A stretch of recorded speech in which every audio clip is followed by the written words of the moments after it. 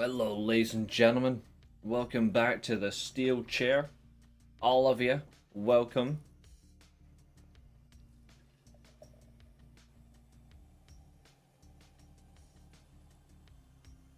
It is a bloody hot day, that's for sure. It's 28 degrees for me, which is not normal.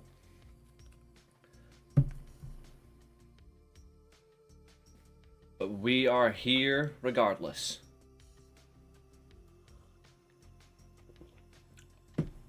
Woo! We are here. And we're here to review some TV because the poll wins. And when you win the poll, you gotta feel it through. Even though I was tempted just to do the watch along, but I was like, you know what, let's just do it right. We had 22 votes. We have to at least accommodate the fact that it did win. So,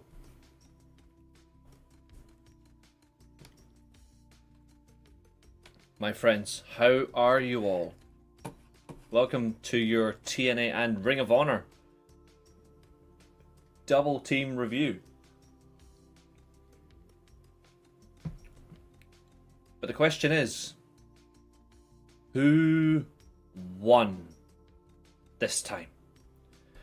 Did Ring of Honor get its third win from 5 shows? Because bear in mind there was a draw. Or did TNA finally clinch the victory and make it 2-1-1? What do you guys think? Because I know. Where do you guys think I'm giving the point to this time?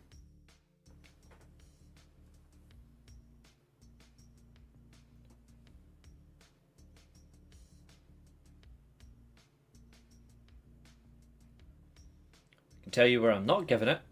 I'm not giving it to WWE. Because they haven't produced a good TV show in like, God knows how long. Had to get that one in.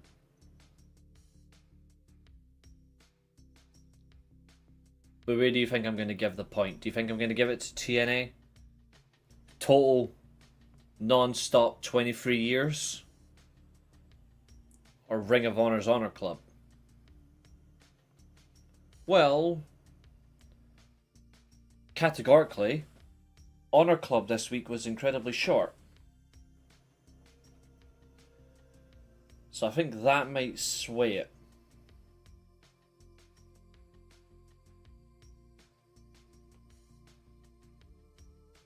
What's up, Nick? What's cooking?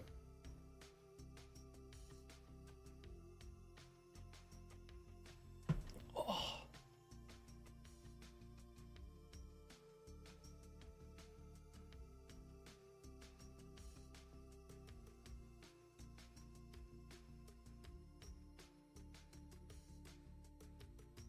Ugh.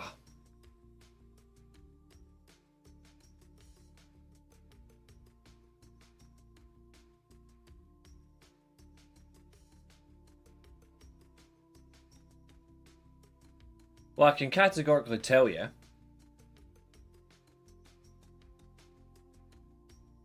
I do indeed, yep. I do indeed.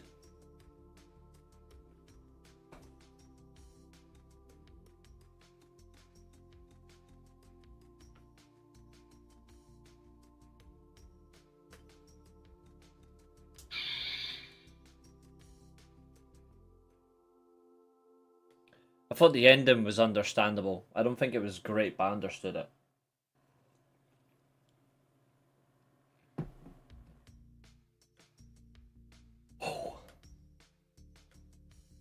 Well, let's get down to the real business. So I'm going to use the thumbnails. So, this week's point for better show goes to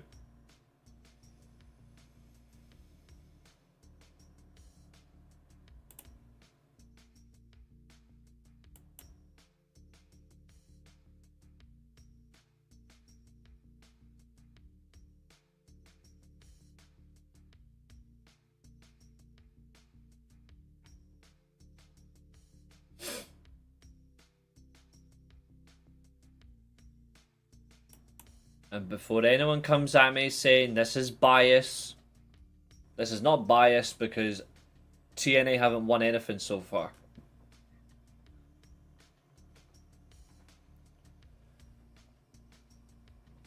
The better show from Thursday nights this week was 100% TNA. 100% that was the best show from this week. Between TNA and Ring of Honor, there was more value for money, there was more enjoyment, there was more expression on the shows, and we got to see a lot of development. Now, Ring of Honor actually produced a good show, so that makes this more fun. It's that close because both shows were good. If one show absolutely sucked, then it would have been a whitewash. And it wasn't. It was... See, Ring of Honor was good. Impact was good. We were treated to some good wrestling. Some good story development. Good character development. Presentation of men and women properly. Younger talent was featured really well. Tag team wrestling, again, is being focused upon, and I like that. Multi-men matches, multi-women matches are still hard to book, but they gave it a good shot. We got to see dissension amongst the champions. We got to see maybe some ideas for Shane Taylor Promotions. Deonna Purrazzo is absolutely being Purrazzo-ific, developing herself more and more as a pure wrestler, getting ready for Supercard of Honor, because she, for me, is the favourite to win the Ring of Honor Pure Women's Championship. And if she doesn't win it, I'll be very shocked.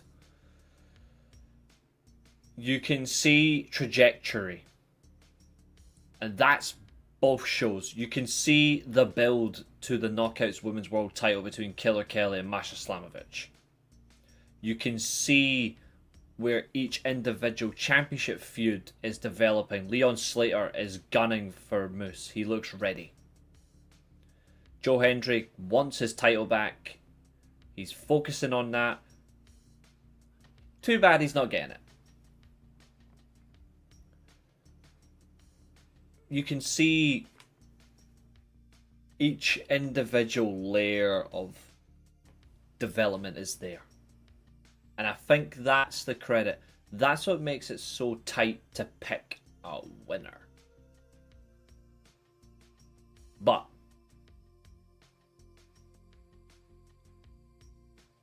just because show is good doesn't mean it was perfect. And that means we have criticisms. I'll say it louder for the people at the back. Just because a show was good doesn't mean it was perfect. Therefore, we have some criticisms.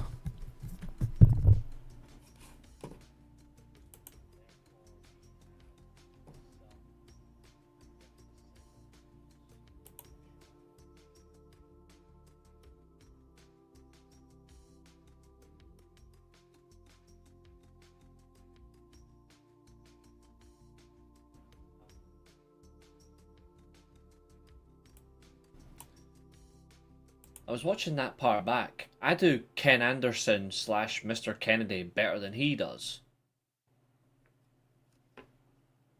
Maybe it's just natural charisma.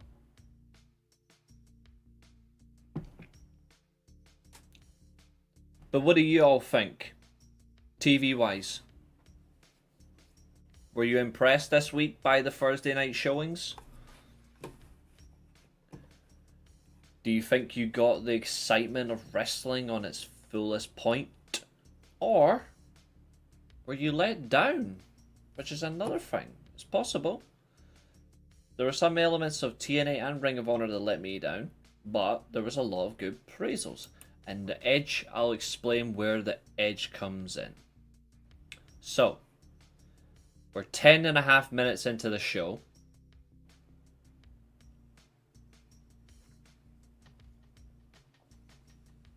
We're on 346 subscribers. Thank you all. Our Grand Slam review is over 160 views right now. And lastly, we're going for a drive.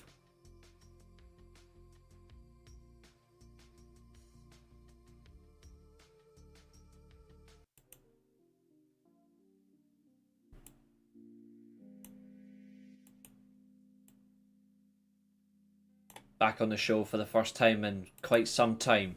It is night driving.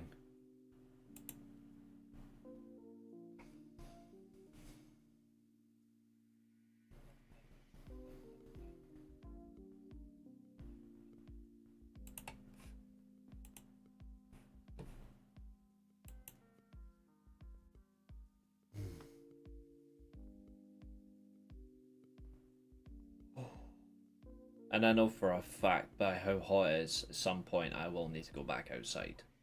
Even just to try and get some air. Cold air.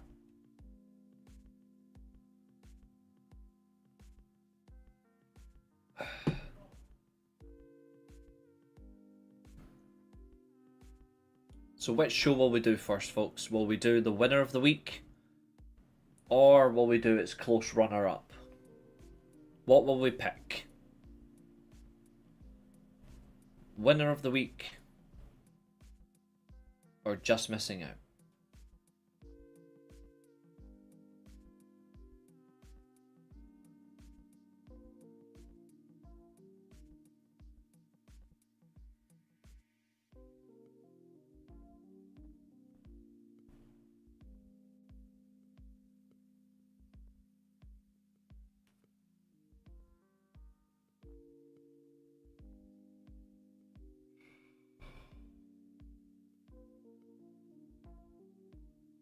You got it.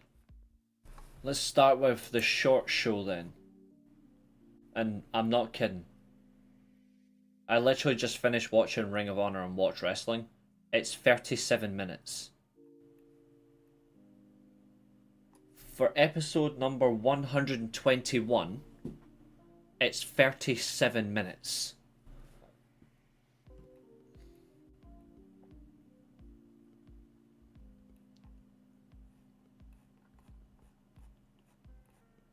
Which, for me, I'm not kidding, is baffling.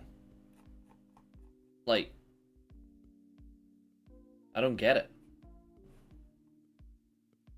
Why was it so... Why was it so short? Is it because of Global Wars? Is it because the shows were strongly taped this week? Why is it so short?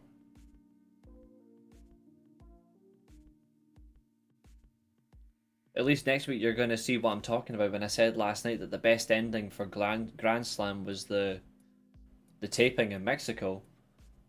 Because if you haven't seen it, I'm going to tell you now. At the end of Global Wars, well, taping last week, which will air live next week, a very special moment happened.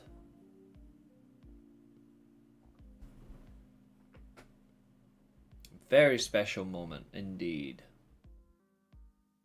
We got something we haven't seen in quite some time. Maybe, just maybe, change is upon us.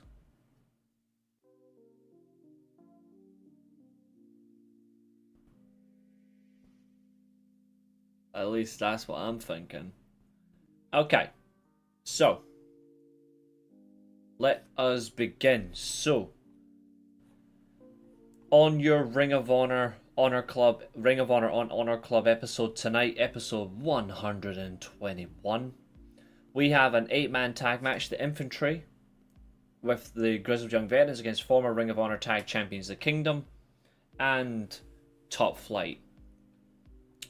Returning to Ring of Honor television for the first time since 2023, April 2023 to be exact, we have Miyu Yamashita. Sorry, Shita. It's just I can't help it when I hear people say Takashita and Takeshita, which is just hilarious, but they're just so great. Miyu Yamashita will be in action against Brooke Havoc, former member of the Nightmare Factory. Again, what a disgraceful development area. We have Shane Taylor and Lee Moriarty against Anthony Gargone and Sal Mistretta. The incredible Deonna Purrazzo is in action against Marty Bell. Marty Bell's been getting a lot of featured TV time. And we also have Lance Archer going one-on-one with Aaron Solo. And we don't love him either.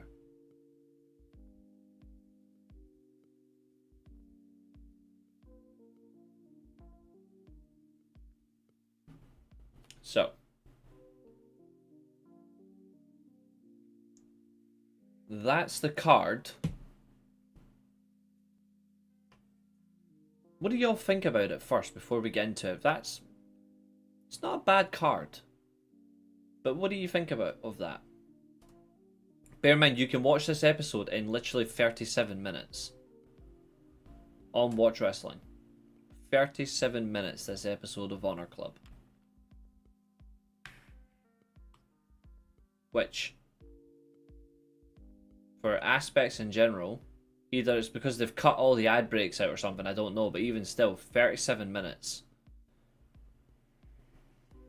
I can't remember the last time I watched a wrestling show that's a main show for a company that's that short. It's not even the likes of TNA. Like TNA, when it used to be an hour, it would go about 57 minutes. And that's okay. But it never went 35 to 40 minutes. Like, this is just wild, and I'm surprised it was that short.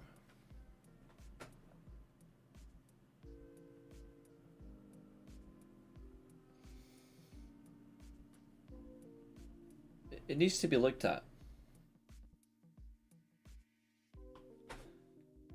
All TV, in my opinion, should be at least 90 minutes to 2 hours.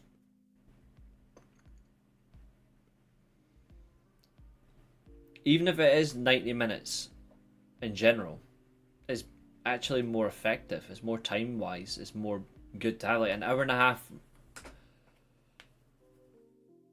Like a 90-minute Raw, 90-minute SmackDown, which, by the way, used to be the case before anyone says that never happened. TNA at one point was doing 90 minutes, and then eventually they went for 2 hours. Rampage for an hour could have been 90 minutes. Collision is 2 hours, but it goes slightly less than 2 hours. Dynamite ranges from 2 hours to 2:10, but there was also shows that were 1 hour 50. I think when you're looking at TV right now, and not a bad thing, what I'm about to say here, but when you look at viewership, and when you look at what people are watching, people really are not glued like what they used to be. So like it used to be when you watched it, you would watch start to finish, you wouldn't be distracted. Nowadays there's so many distractions that nobody's really holding their own.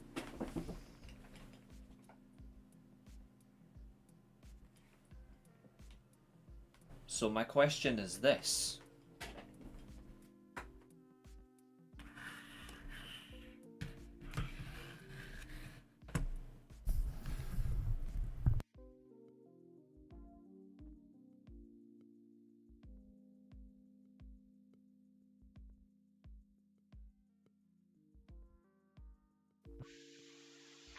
Can you guys hear me okay?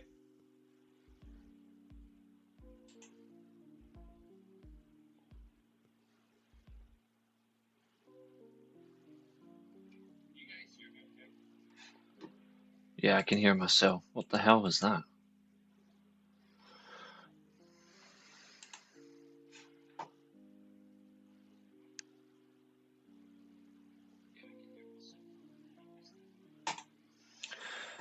It's because I flipped my keyboard round. I put my keyboard in a different position and then just switched up a little bit because I wanted to sit back and stretch my giant legs because I am in not an incredible amount of pain, but you guys know how bad my back is. I'm now doing physio, which is fucking hilarious. Even though physio's nice, but still. Just doing some stretches on my legs. But yeah, so here's the question, and I would do this if I was a wrestling booker right now. I would. Would you have wrestling shows for 90 minutes? If you were optimum TV time, it was available to you. Roster, doesn't matter how big your roster is. Say you've got 2 shows. Would you run 90-minute TV? Because I would like that. I would clip my fingers, I would run 90 minutes. I actually think wrestling's sweet spot is 90 minutes. Everybody's saying yes, which is remarkable. I was actually expecting someone to say, no, I prefer 2 hours or go with 2.5. I think if you have a TV special could be like an extra hour. So say, for example, Dynamite or Collision are 90 minutes, and you've got Fyter Fest or Summer Blockbuster or a Grand Slam, make them 2.5 hours.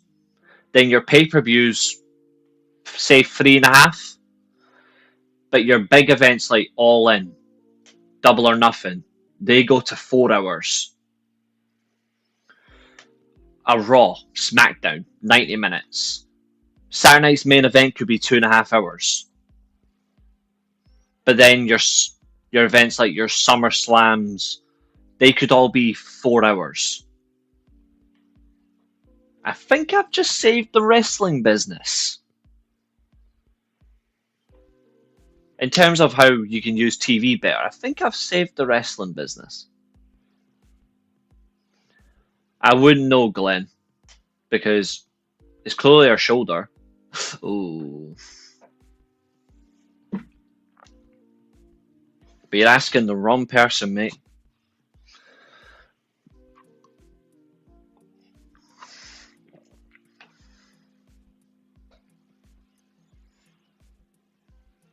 I think you extend your specials by like an hour or something, that's okay. But then you've got like your pay-per-views where they can go longer because they're pay-per-view. But TV does not need to be 2 hours. I've got a bottle of Pepsi Max down there, but I really wanted an Iron Brew today.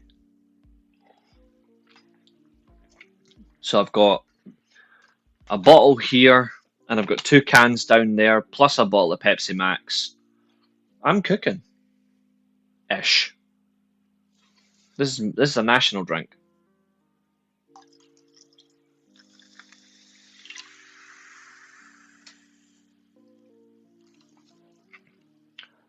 Yeah, you could do an hour show if it's like a pre-pay-per-view. That's a good idea. And you know what you can do as well in those pre-shows? Just wrestling. Those were the best Sunday Night Heats before. Yeah, I remember the best Sunday Night Heat I ever watched was Sunday Night Heat before Deadly Game 98. I wasn't alive. Well, I was alive. I wasn't alive watching wrestling at the time. You know what I mean? I didn't watch wrestling until that was in November. I didn't start watching wrestling until 5 months later, 6 months later. So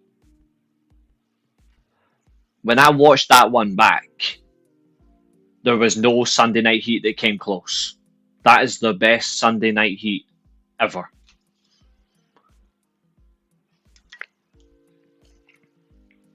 Wall-to-wall wrestling action. Exactly. To be fair, that's the second best episode. Because obviously, Austin got to Taker on full Sunday Night Heat, which obviously set the tone for the first blood match. And obviously Taker got his hands on X-Pac, and then he got him then obviously X-Pac got revenge on the main card, then Taker obviously battered him black and blue on Raw. So it's continuity, free shows running. But the Sunday Night Heat episode before Survivor Series, everybody comes out and Vince is like, no one is bigger than me or the WWF. And there will be a new champion. Did you notice when he was doing it, he wasn't looking at, obviously The Rock would win it, but did you notice that, see if you go back and watch that episode, do you know that he's looking at Kane?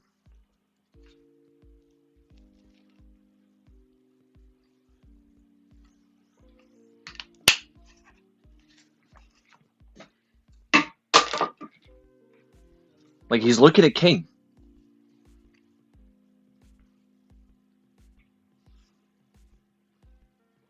Which is wild. But yes, that's the manner of it. But those were great days. Those were great times. We don't get it anymore. And it's bullshit. But you only get what you can, I suppose. What else are you going to do? Anyway, let's get into... Kane had already won and lost by it, that's right. 5 months earlier, to be exact. So, Andy was in several title matches after it. Here we go. So, Honor Club begins with STP versus Anthony Gangone and Sal Mistretta. I mean, being a part Italian, I was tempted to say Sal Mistretti or Sal Mistrone, so we can get some Mistrone, but we don't get that. Instead, we get an absolute butchering. It's good to see you, Catherine, and enjoy the rest of your birthday as well. It is good to see you. Catherine, you actually missed a very interesting question. Maybe you could give your thoughts on it. And get your perspective to a question that I asked.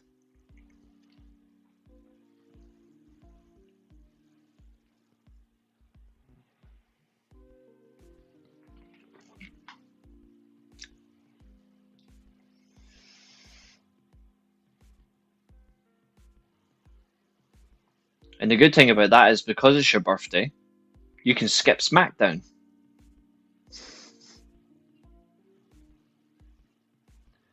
She's away to see Hangman Bones the title.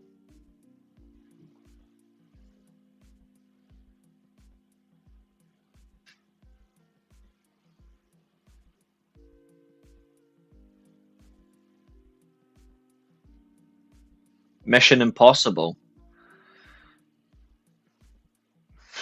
WWE producing good television. That was a great one as well.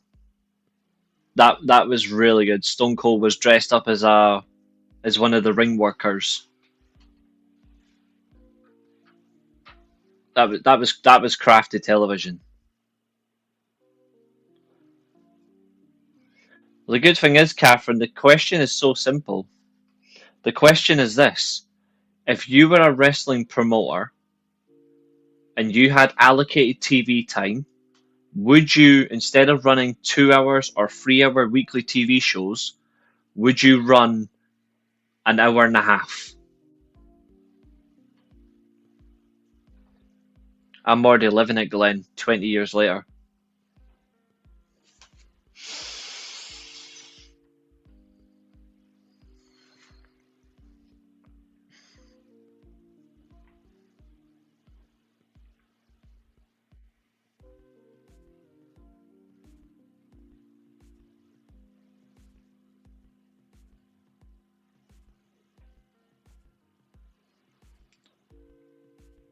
Doesn't matter about your storylines.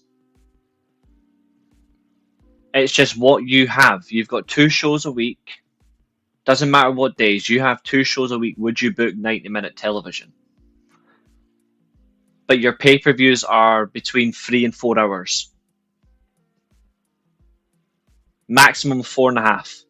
You've got TV specials at 2.5 hours. Everybody practically agreed with me, though. I said yes, and everyone else basically said yes.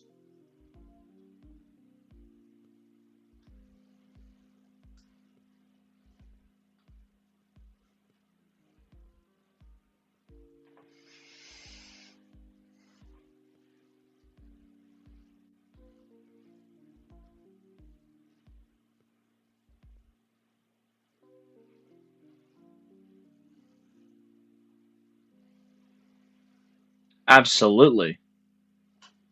Completely. It is still enough. Many happy returns to half a century.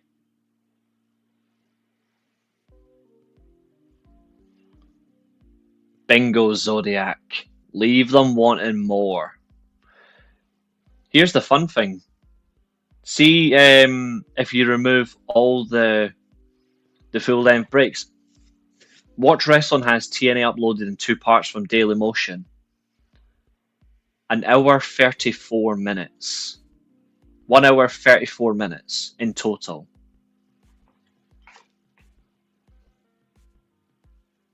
Funny that too. Exactly. The attention span isn't great. A podcast, you can have attention span for a full 2 hours, 3 hours. We've seen you guys do it with me. But it does reflect how long you can physically keep your mind on it. And that's great. And that's why I'm thinking, going forward, I actually advocate Tony Khan, Carlos Silva, when he gets his head out of Shawn Michaels' arse. Put your Dynamite and Collisions, put your Impact shows to 90 minutes.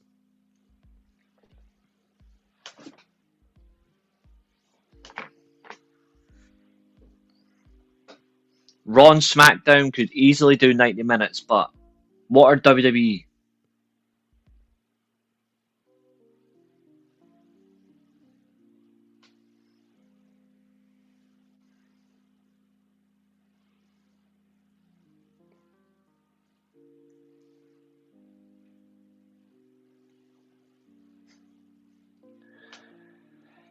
Damn it, Catherine. Damn it. I don't see Dynamite doing it either, but I think it would be awesome.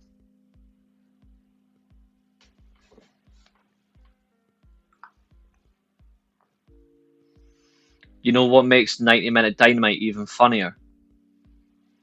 JD from New York will have to try and do a podcast for 90 minutes.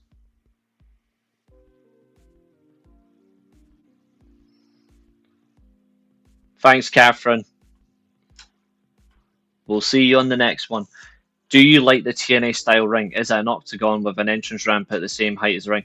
No, so it used to be like a 6-sided ring. Yes, a hexagon, 6-sided ring. But they obviously changed that back to a 4-sided ring, and I do miss it. But I'm glad it's kind of not the match anymore, the ring anymore, because it's not. It's too hard, and there's not a lot of space for if you do anything outside the ring.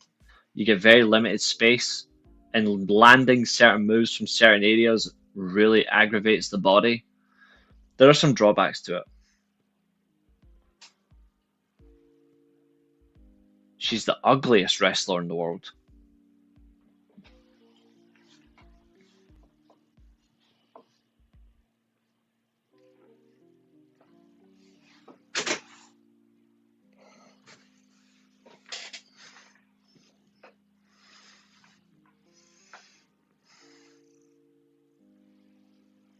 She is the ugliest wrestler in the world.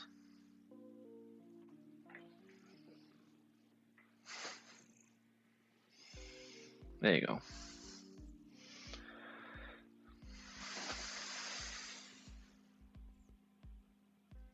For God's sake, Zodiac. So, Ring of Honor. Absolutely not, Fernando. If I could kick her in the sea, I would kick her in the sea.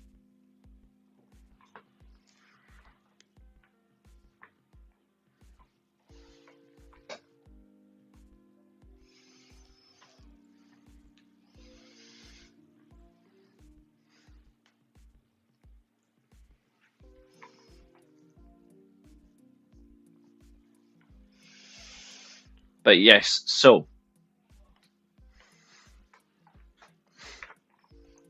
show begins. Obviously, we've said tag team action.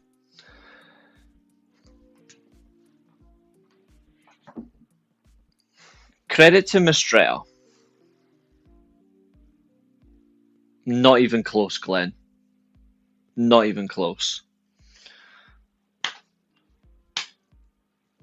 Credit to Mistretta, right? Mistretta only has 2 years experience. 2 years of experience and he's already getting featured on TV. That is impressive. Like, in terms of ceiling, I'm not sure what his ceiling is, but even 2 years experience to get on something, even like Honor Club, that is genuinely remarkable. And fair play to him. Fair play. Lee Moriarty, again, he's the best pure wrestler in Ring of Honor. His movement, his ability in and out the ring, his timing, he is so precise. He doesn't miss a beat. Now, Shane Taylor is a bit of an oddball. He's a tricky one to decipher.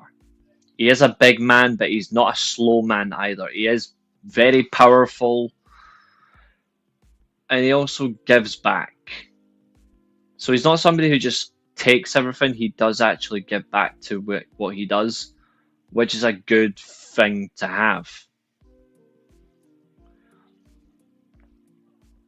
Anthony Gangone, we'll see where he goes, but he is somebody that enjoys losing to talents with Lee in his name. He did lose to Lee Johnson and EJ and Duca previously. Horrible, horrible tag team. Horrible tag team.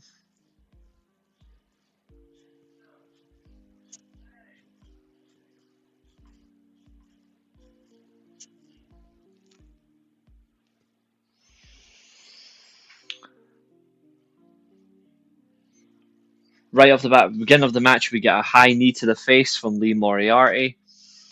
Takes out Gangone. Tags in Shane Taylor, and Shane Taylor just decides to bully Mistretta. And I'll give credit where credit's due. Mistretta at least tried to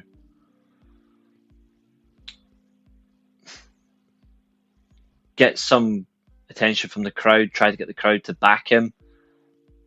But he hits him right in the face, and Shane Taylor's expression changes, and by that point it was over. The choke slam, you can call it choke death, because he tried to kill him basically with that. From outside the ring, Gangone tries to help his tag team partner Mistretta to no success because he gets put in the Border City stretch, while Shane Taylor right hook to the face KOs Mistretta. We get a free count. I'm getting sick and tired of Shane Taylor saying they're coming for everything, though. If you're coming for everything, why have you not won anything? The only winner is Lee Moriarty. He is the Ring of Honor pure champion. He knows how to win. Shane Taylor, what are you winning, mate? Besides the burger battles.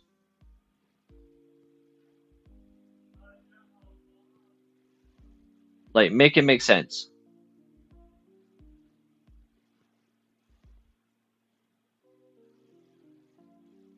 If you can.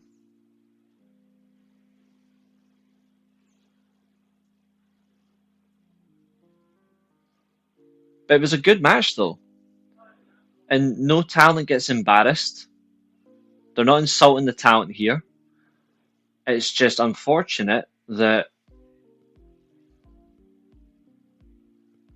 for as good a match it was, it doesn't beat what we get on Impact. Well, not all of Impact, but some of Impact it does beat. And I'll tell you, Impact Despite getting the win from me this week, Impact got the point. Impact also had some very embarrassing moments on that show last night. And don't worry, I will be covering that. Up next, the women's champion of the weekly Steelchair, because again, wrestler-wise, she is the champion. It is Deonna Purrazzo up against the respectful veteran in Marty Bell. We're already getting our eyes focused on tournament mode. Supercard of Honor, the Ring of Honor Women's Pure Champion will be crowned. The tournament is gearing up. We are focused. We are ready. And we will certainly carry through. Now, if you don't know what a Ring of Honor Pure Rules match is, I'll explain it. So, the ladies have a 10-minute time limit that allows 3 rope breaks. If the match exceeds the rope breaks, then it will go to the judges decision. You get 1 closed fist. An outside interference equals an automatic disqualification. So naturally, we get a technical wrestling match, and it was a good one. Queen Aminata, no. She shouldn't win at all. She's actually not best for this division at all. This division should be for the likes of Deonna, Taya, and Serena Deeb. Queen Aminata should be competing for the world title. Queen Aminata should be competing for the TV title. The pure title, no. The pure title should be Deonna Purrazzo's. There's no pure division without Deonna Purrazzo. I mean, after all, she was the very first woman to have a pure rules match in Ring of Honor. And you see why in this match, why she should rightfully win the tournament. Dominance, start to finish. Technical prestige. Her delivery of moves were crisp.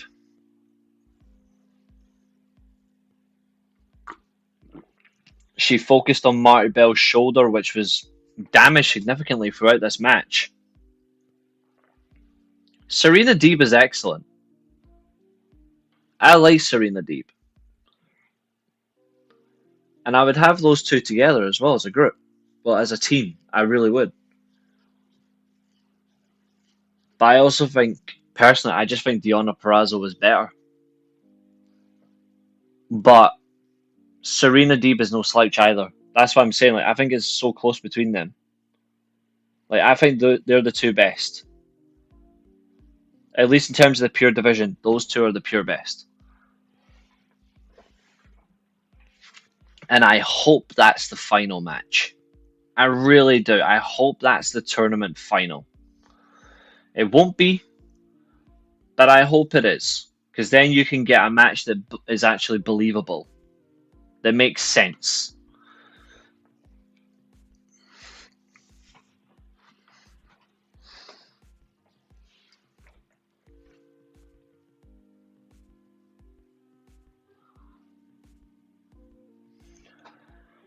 Losing herself in the match, Marty Bell. Marty gets little bits of offense here and there. But Deonna at 100% health. Much better conditioned right now than Marty Bell. She's more rested than Marty Bell. Marty just couldn't keep up. And because of that, we see what happens when she gets injured. The shoulder comes back to haunt her.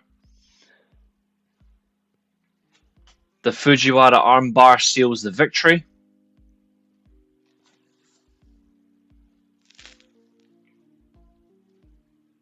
And it's not even a waste of time. Like, when Venus de Milo is in, it's either you tap out, you manage to break out,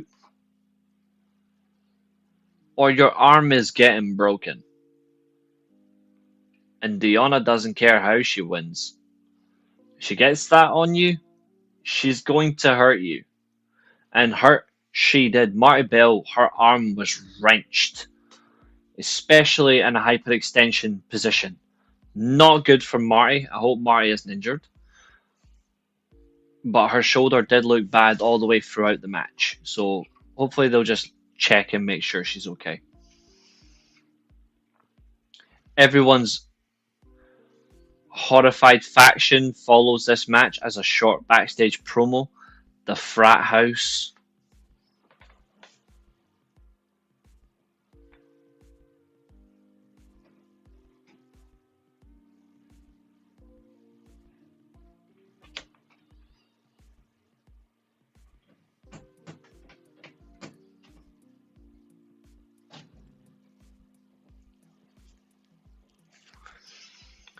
I have to physically stand up because of the frat house.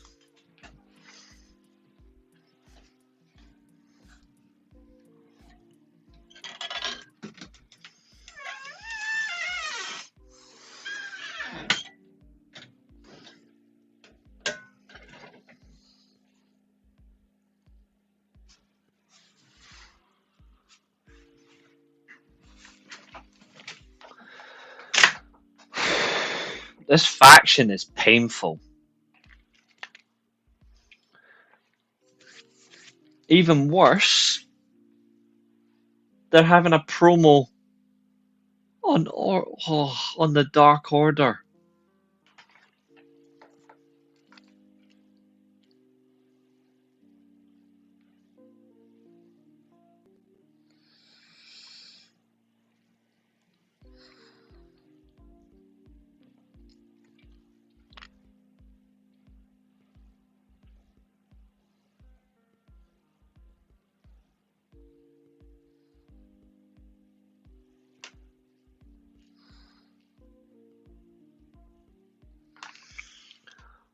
Oh, this faction is painful. Talking about their small, like their packages, like the only package you need to be is put in as a box and shipped somewhere, like I don't know, OVW. Dark Order, yeah, that too. Get rid of them.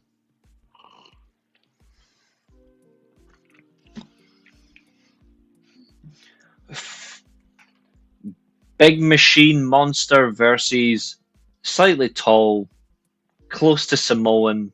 At least he can wrestle. It's the Murder Monster Lance Archer versus Aaron Solo. I mean, long story short, Archer squashed him. Like, he absolutely squashed him, and I ain't surprised.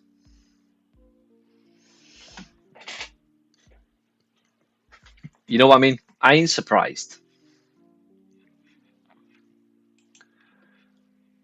He tore him apart and smashed him.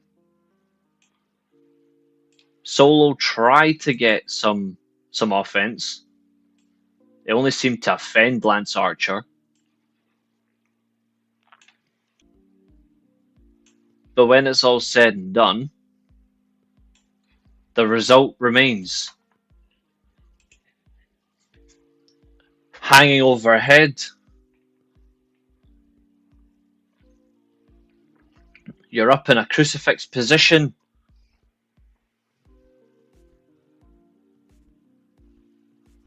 You're getting a blackout.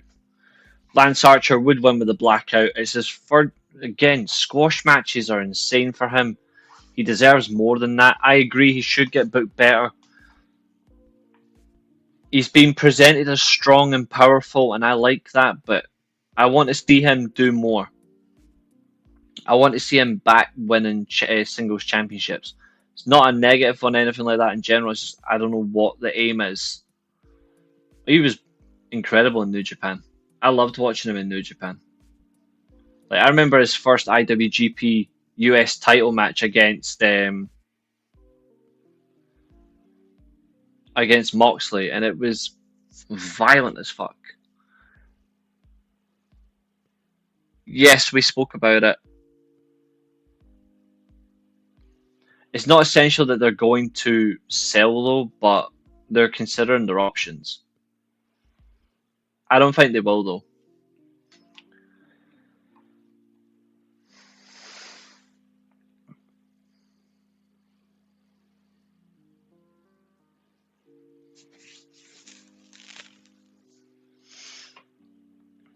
Our second women's match of the night features the returning Mayu Yamashita, her first match in Ring of Honor since 2023 when she did face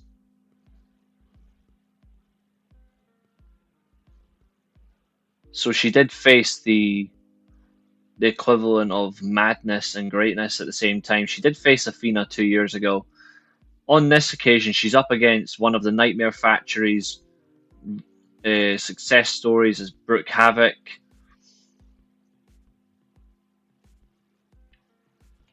And well,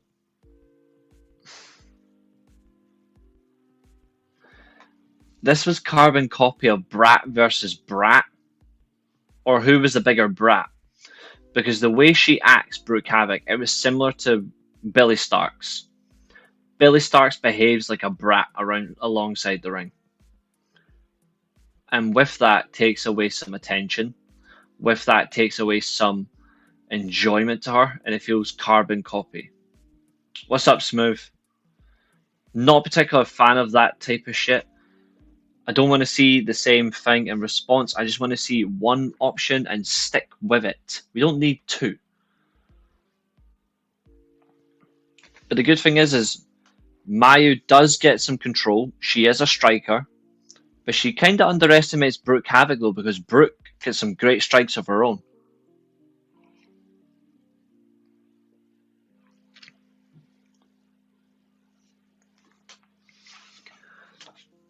Brooke, however, does make a fatal mistake. She does go for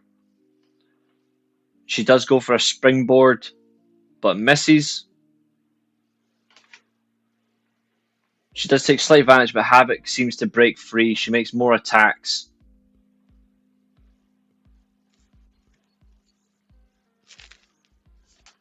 Costly error is about to come, however, because Havoc would go for a head scissor. Yamashita, however, would counter this with a brutal whipping kick and gets the free count. Now, strike what she will, strike what she can. Mayashita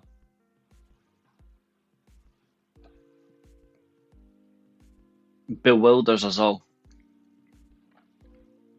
There's something there. It's nice. Now, I did tell you, truth be told, Ring of Honor was very short. You can watch the full episode in 37 minutes. And how long was this part of reviewing Ring of Honor? Let me just check. Again, I'm not showing disrespect. I'm just giving energy for energy.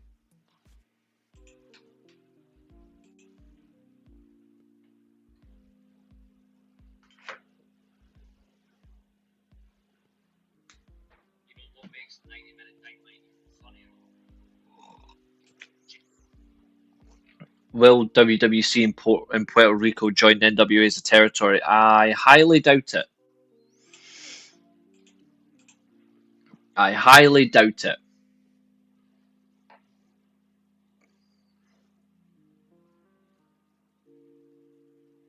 But if they do, it's not a bad idea.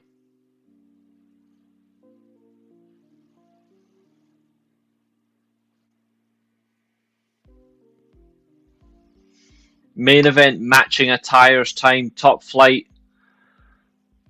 The Martin brothers versus the Kingdoms, Matt Taven and Mike Bennett versus the Infantry, Carly Bravo and Sean Dean. He sucks. And JYV, grizzled young veterans James Drake and Zach Gibson. You could have had two separate tag matches, or you could have had. I know what the WWC is. I used to watch it.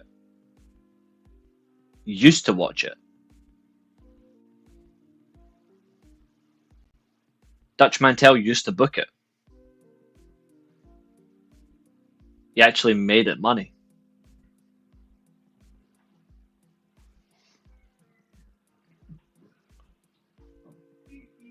Considering that he returned at CMLL Ring of Honor Global Wars and got involved, yes,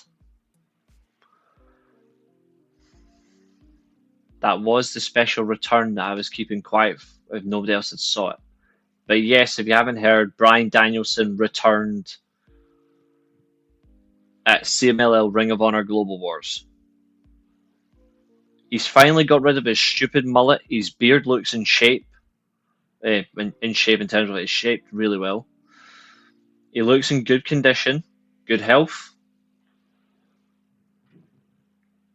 And I actually hope that he has a match with Lee Moriarty. I hope he does a Pure Rules match with Lee Moriarty.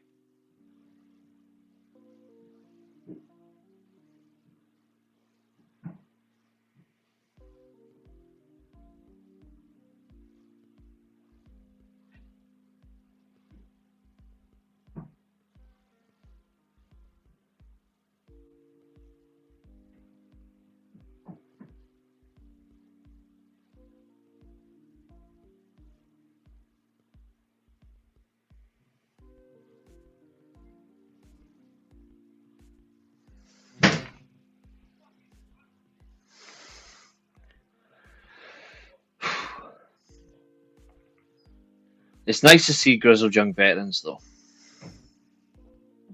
because they haven't been featured a lot.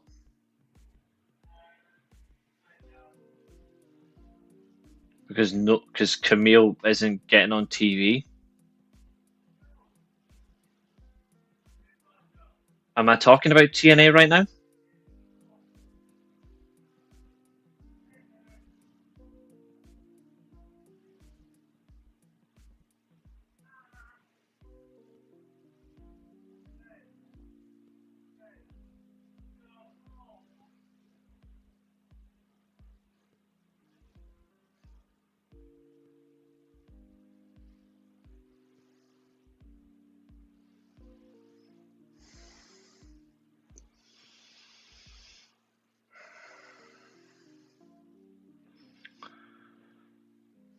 Anyway, back to this. JYV. Limited viewing of them recently. Which is a shame because they're a fantastic tag team. Especially as heels, they actually deliver. The Kingdom have been making random appearances in Ring of Honor. Are they going back there? Looks like it.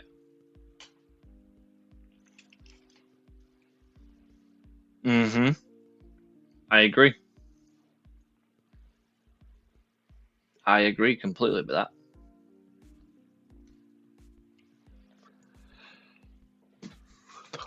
This match shows that the Kingdom and Grizzled Young Veterans are perfect for the main roster. Seriously perfect. Because they actually know how to work in the tag team environment.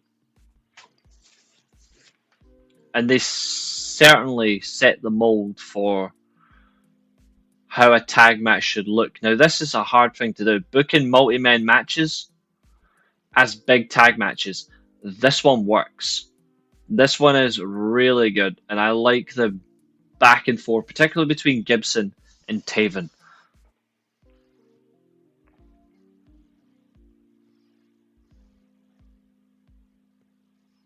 I'm eager to see what happens, though.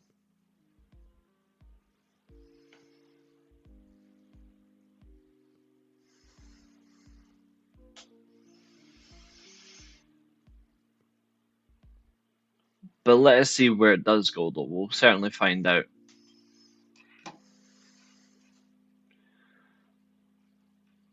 Locking in tags, locking out of tag moves.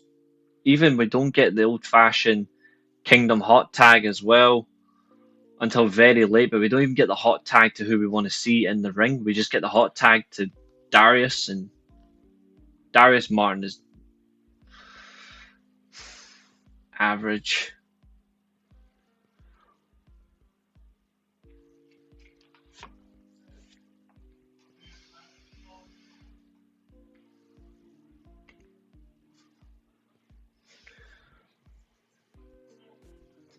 with enough men outside the ring clashing, the match does win. Dante Martin gets the win with the big frog splash. And I generally do think this tag team division is going somewhere. I'm not a particular fan of the Premier Athletes, or whatever they're called, but they have potential to be a decent team as well, as around what you want. I do like it.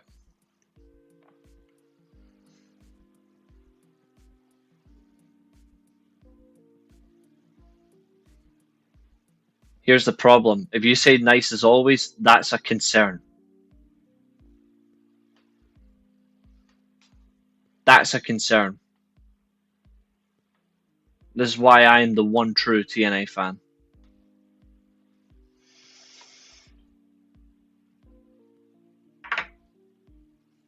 It's not arrogance. It's just the way of the game. You know why. I'm not spelling out for you. It's not my job. Okay.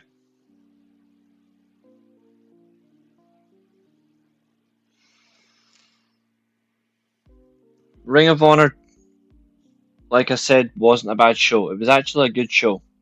It was quite short though, which is unsurprising.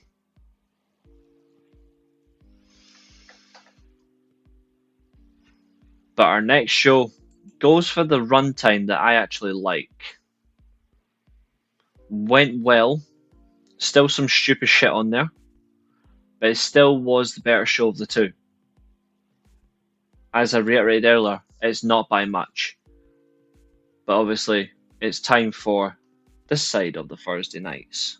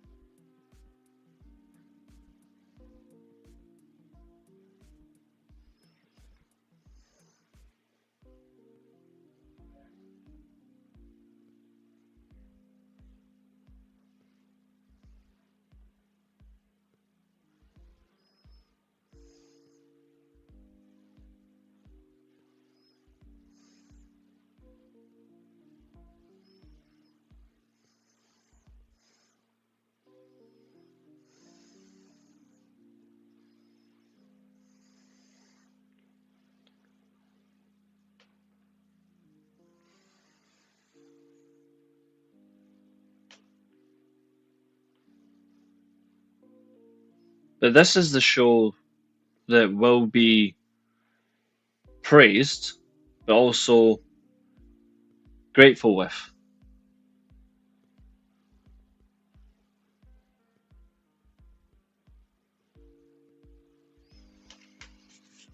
Like I said at the start of the show, the one that I think is the better show this week was TNA.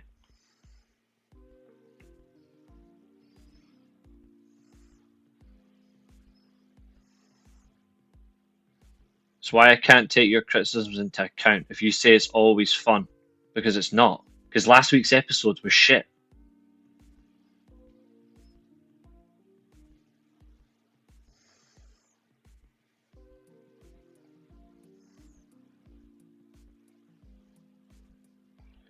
Oh, fun.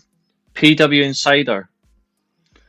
The tag titles for the women's tag titles are not getting vacated.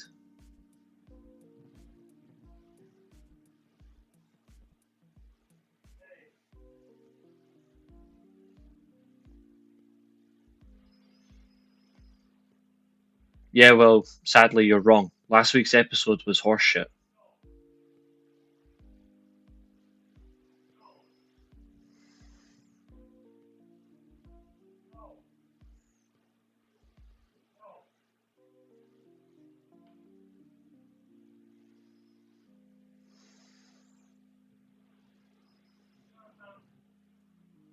Like, seriously, there was nothing seriously good about last week's show. Last week's show was horrible. This week, however, was perfect.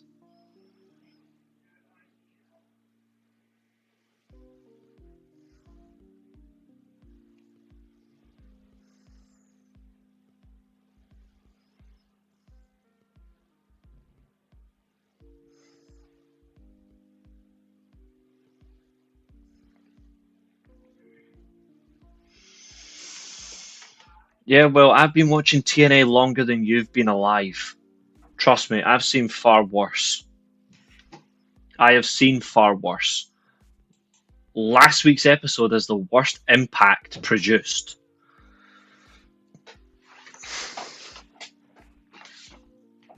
The worst. And again, that Muppet, Mance Warner, is on these shows. He needs to be told to go. In fact, I wouldn't even tell him to go. I would just kick him out. This was a very, very good show. This one was. Yeah, last week's Impact was the worst Impact I've ever seen.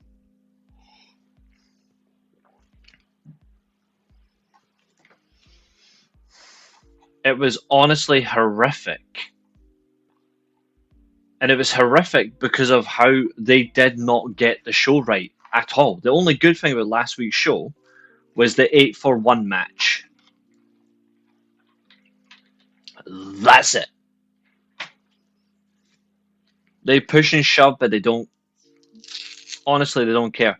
And see this whole thing I told you about how the WWE partnership with TNA is shit?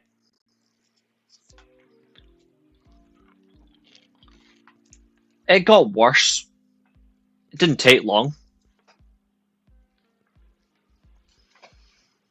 I didn't have to watch NXT to find out that the fucking thing's up. How fucking dare you?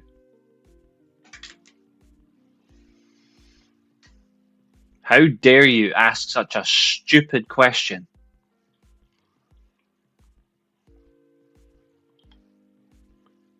Are you serious? Because I hate the partnership with WWE, that's the reason that I thought last week's show was the worst? No, it's got nothing to do with that. I simply told you, it was just a horrible show. I've just told you why. The flow wasn't right. There was no interest. They didn't do anything significant to the show. The WWE partnership, I hate it because it's not even a partnership. It's a smokescreen. And they've just made it even worse. Again. Now, Impact this week was great. I've already said it twice. Seriously? I'm not using the whole involvement with WWE for why I thought last week's show was awful. You look at how far back you got to go before the last worst show for that. 3.5 years ago. 3.5 years ago was one of the last shows on TNA I thought, God almighty, this show sucks.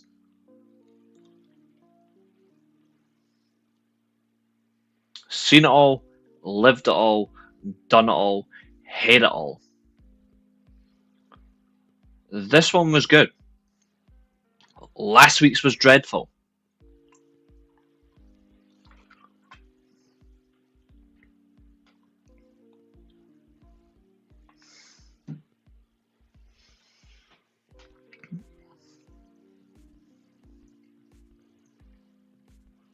And see the TNA title? The world title. The longer it stays on that clown, the less it means something.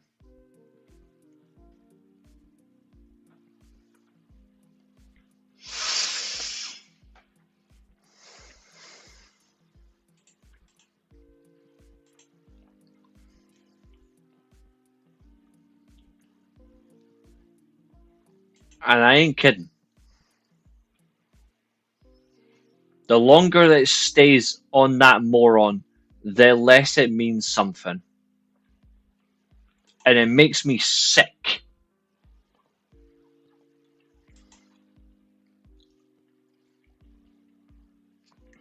You want a strong take? The longer the title belt stays on Trick Williams, the less interesting that belt becomes.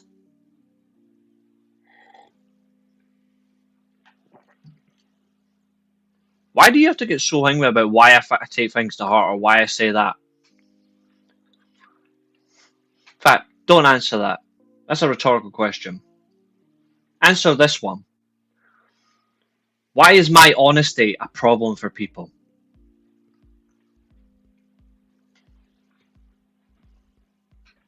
I'll wait.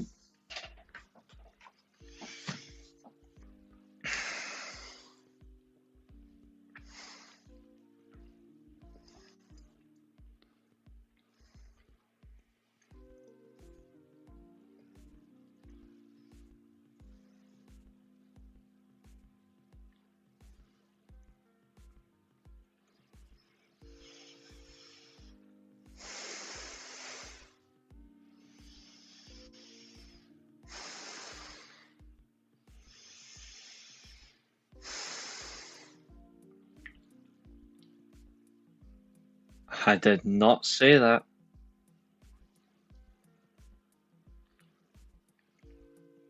I don't put words in people's mouths. I'm saying, why is it such a problem when I say it was the worst show I've ever seen from TNA? Why is that a problem? I've been watching TNA since NWA TNA weekly pay-per-views, and they weren't all great either. They weren't all great during the prime TNA days as well, even though that was the best era. 07 to 09, the best 3 years of the company. There was still shit there too. Weird shit. But last week was genuinely the worst Impact I've watched. On a grand scale. It was horrible. If I could erase last week from history except from the 8-for-1 match, I would. Here's a top tip. Go back and watch the review from last week. Then you'll see why. Last week's show had no flow. It had no progression. Again, it was all about pushing people that don't deserve it. And that fucking masked moron. Again on TV. Yeah, there's another thing that's wrong with TNA right now. Let's give Cody Deaner another fucking job. Let's give him another job. It's alright.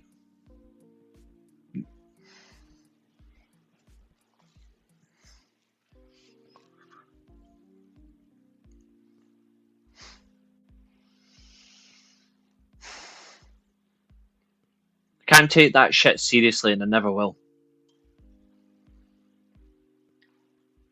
See, the longer that he stays in TNA, the more I want to stop watching. The difference is, though, I haven't stopped watching. But I'm getting sick of that fucking human being.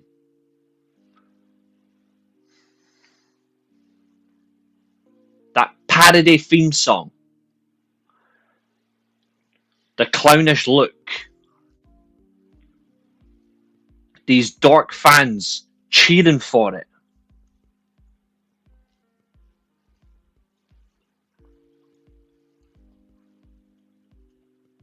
That's offensive. In fact, it's more than that.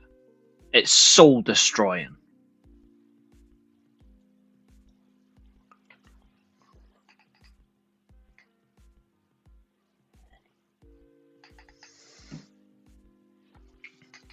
And newsflash, worst match of this week's show? Eddie Edwards with that Muppet versus Cardona and the masked moron.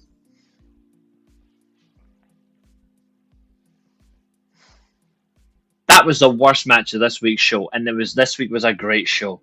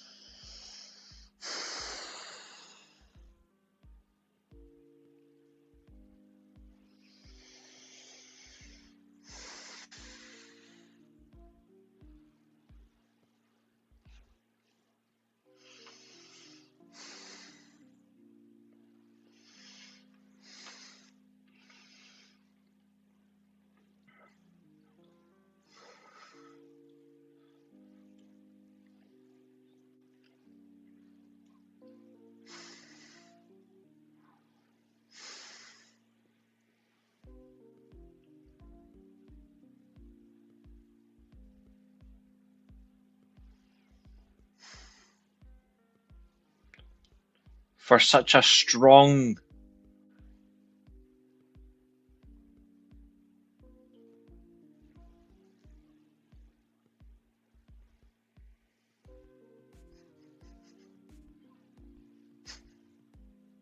I like the fact how you said it was Hogan screwed Kurt when it was Ric Flair that screwed Kurt.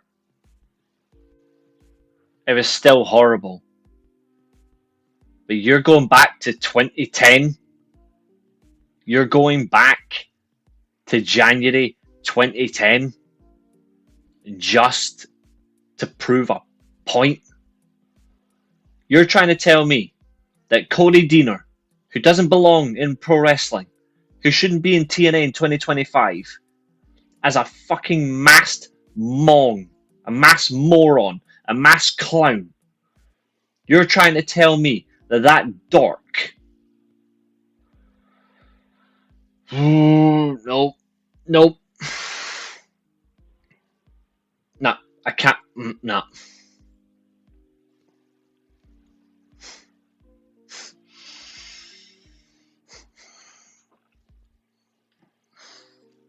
Nope.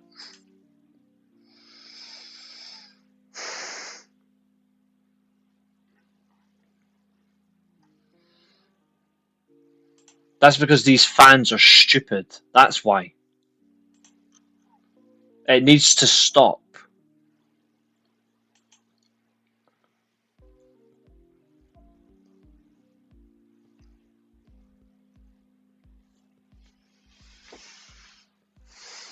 It really needs to stop.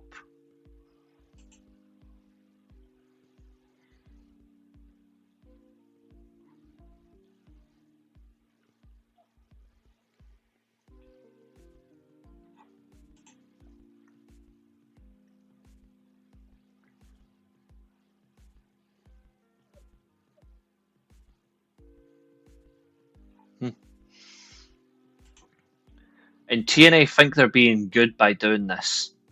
They're not.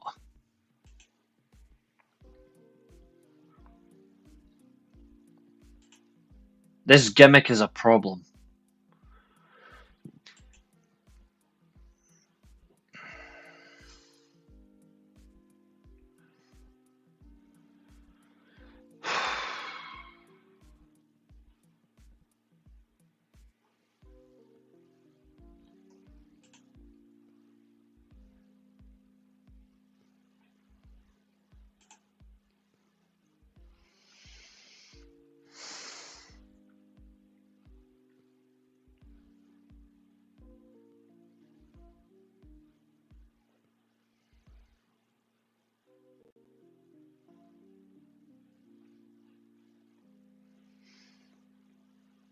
Wait, have we gained another one?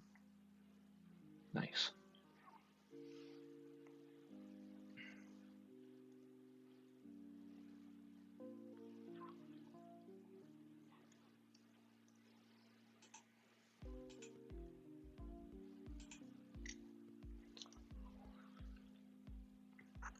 Why it doesn't kill it for you, I don't understand.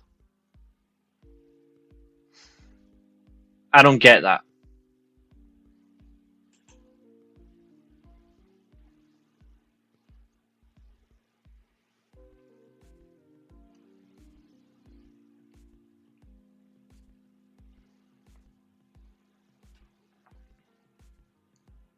Wow. It's not exactly a small part now. It's not exactly a small part now.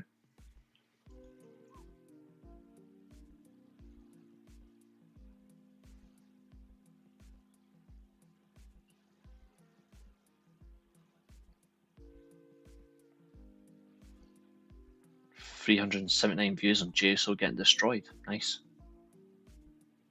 290 here. Nice. That Taker Kane video is at 1,000. Fucking hell. That's insane.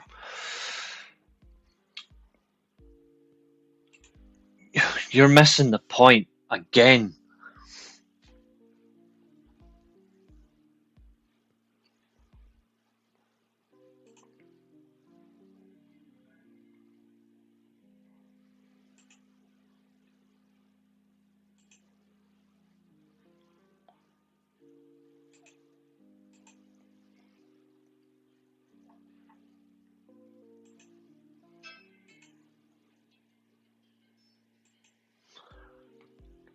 The funny thing is, even for 5 minutes, that's enough for people to get annoyed.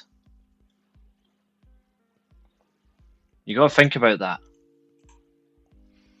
For someone who finds certain people cringe, the fact that you're alright with this, I don't get it.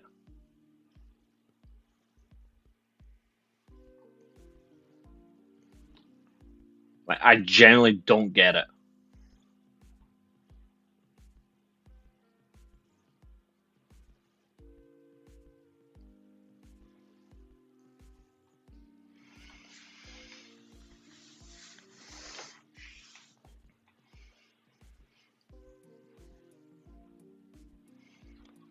Like, this for me is worse.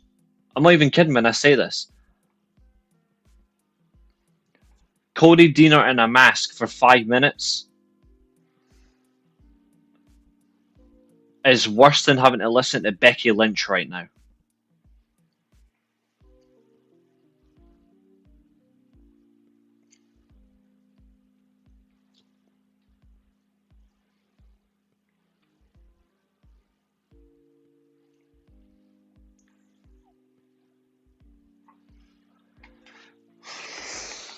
It is a main part of the show.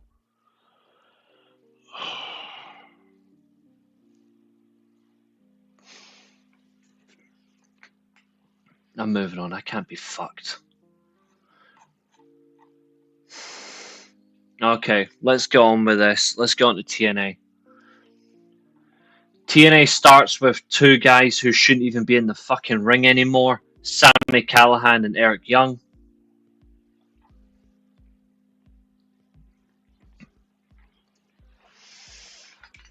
It's a decent match, but these two need to stop.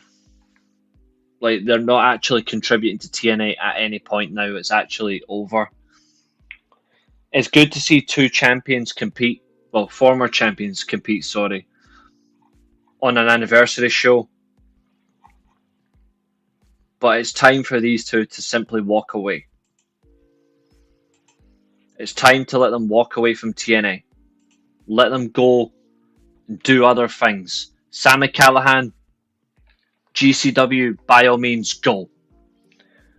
Eric Young, retire. Or become a manager. Like, I would rather see him managing Judas Icarus and Travis Williams. The slowness of the match protects both of them. I like the new theme song for the Northern Armory. I really do like it. It's cool. But the whole work now, like, I've got no ill will to Eric Young. But simply, he cannot go anymore. And it's high time that he just calls it a day. It's nice to see both men go back and forth. Like, we actually get to see them just hitting hard. It's alright with that, but it's not working. Sami Callihan, since he's returned to TNA last year, it hasn't been good for him. Like, he's actually not working out at all. And I actually think, respectfully, Sami Callihan is not contributing to TNA. I think they're a good faction. I think maybe Josh Alexander had it a little bit better, but I think Eric Young's made them more aggressive. I think they should just be on their own.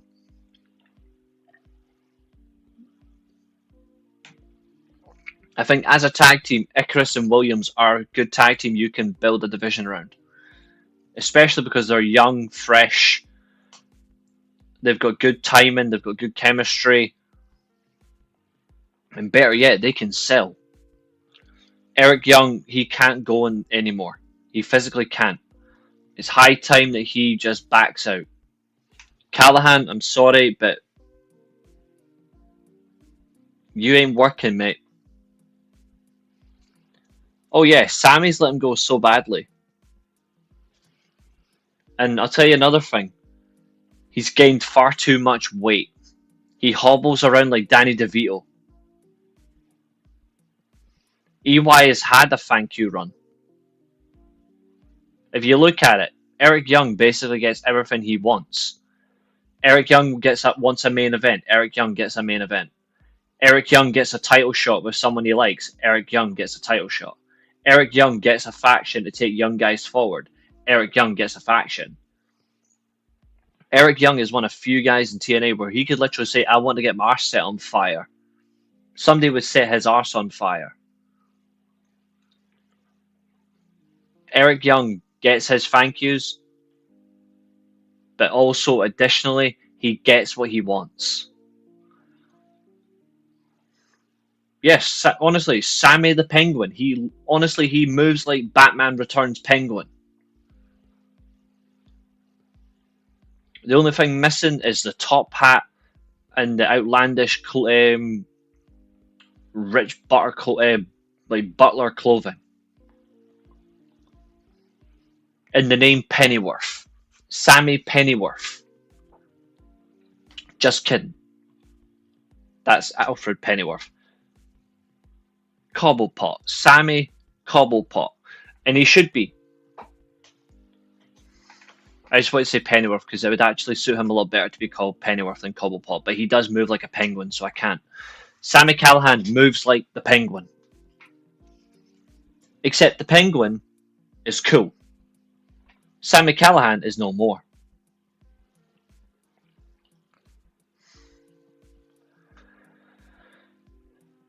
Based on what? He's clearly regressing. He hasn't had a good match in months. Yeah, Eric is there for his loyalty. Personally, Eric should just go behind the scenes, take Tommy Dreamer's job, and get rid of Tommy Dreamer.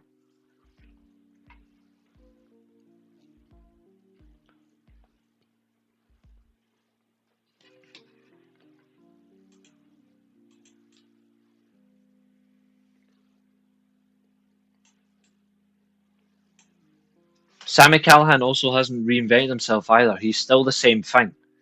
He calls himself the Death Machine. He's more like the Burger King.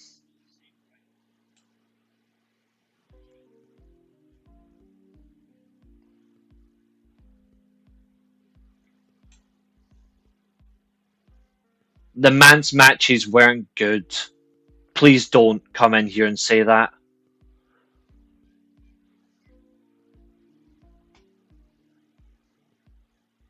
You know full well those matches were not good. Especially barbed wire piss up.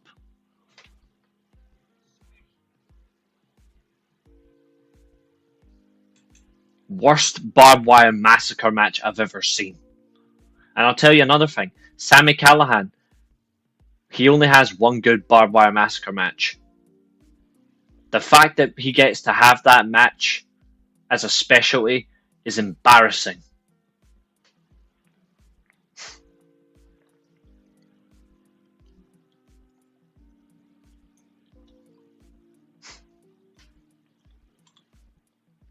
That match was it's honestly up there for worst TNA matches I've ever seen. Genuinely fucking horrible.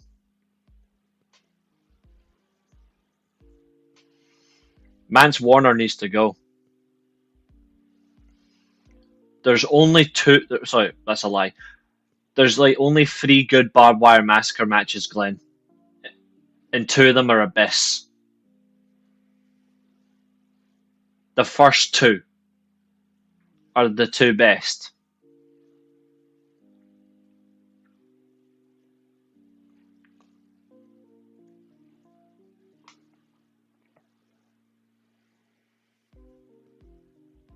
I honestly hate that match that they had because it insults the match concept because they didn't even take it seriously.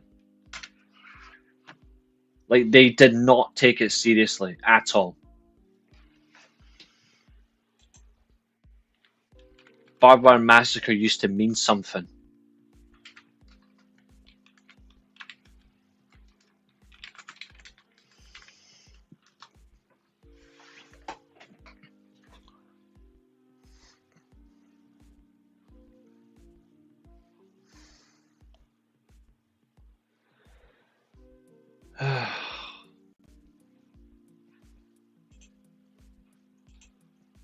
You want to know what Sammy's best barbed wire massacre match was?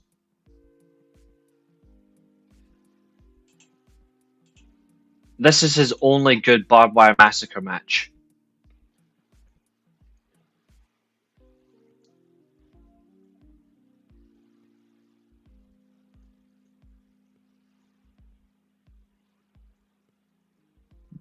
No surprise, because obviously Homicide and Santana's in it. Sammy's an attraction.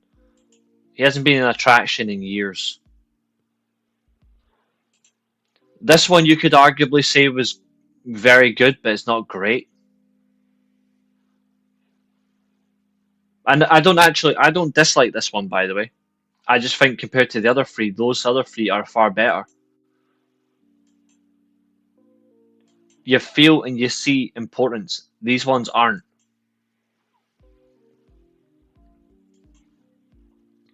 This is always going to be the greatest. Hands down, this is the greatest one. That, not so much.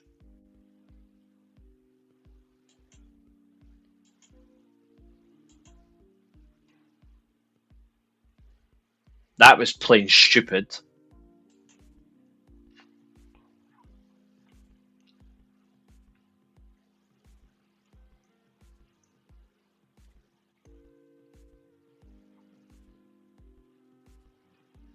But they let themselves go. They let themselves go.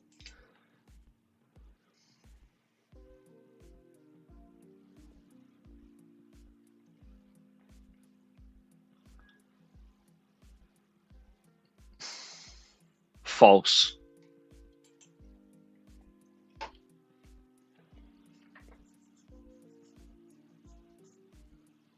For me, false. The Sunny Days comment is absolutely disgusting by Michaels, but I don't think it stops Montreal from happening, regardless.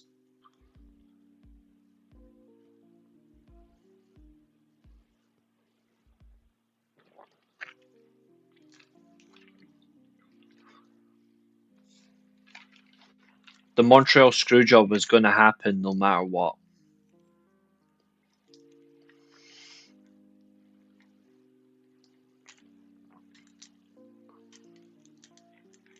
Only if it's violent, guy. An actual wrestling match?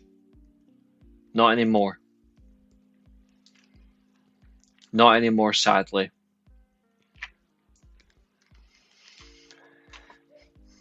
So the match starts outside the ring.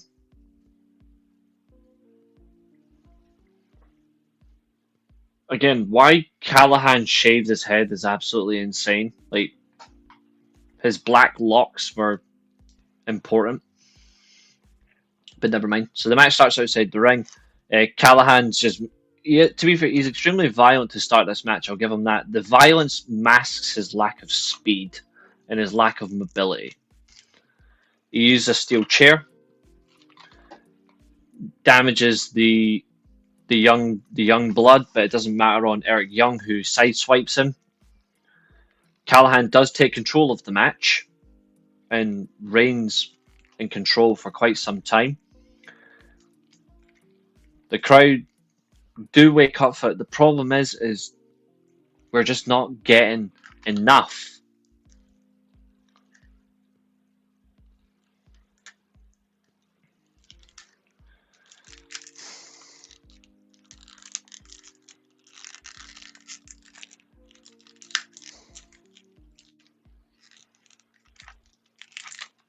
I'm going to say they were decent.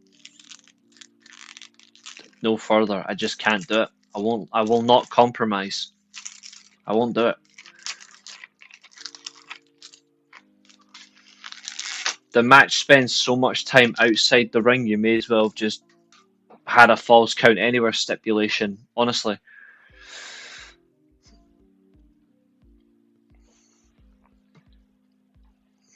Eric Young obviously gets just transfixed by the attendants who keep chanting at him. Callahan takes advantage, goes for the cactus driver.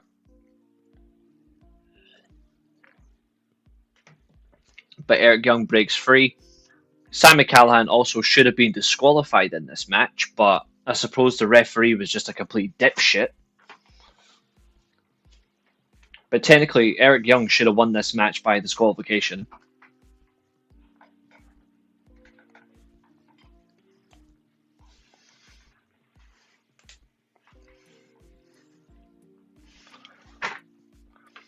Eric Young goes for counters the Cactus Driver into a tombstone, which is then countered by Sami Callihan, and he hits him with the thumbs up, thumbs down flatliner. Young goes looking for weapons. Tom Hannafan makes more chance himself. His elbow drop is good. The problem is just Eric Young just can't go anymore. But his elbow drop is really good. I agree on that.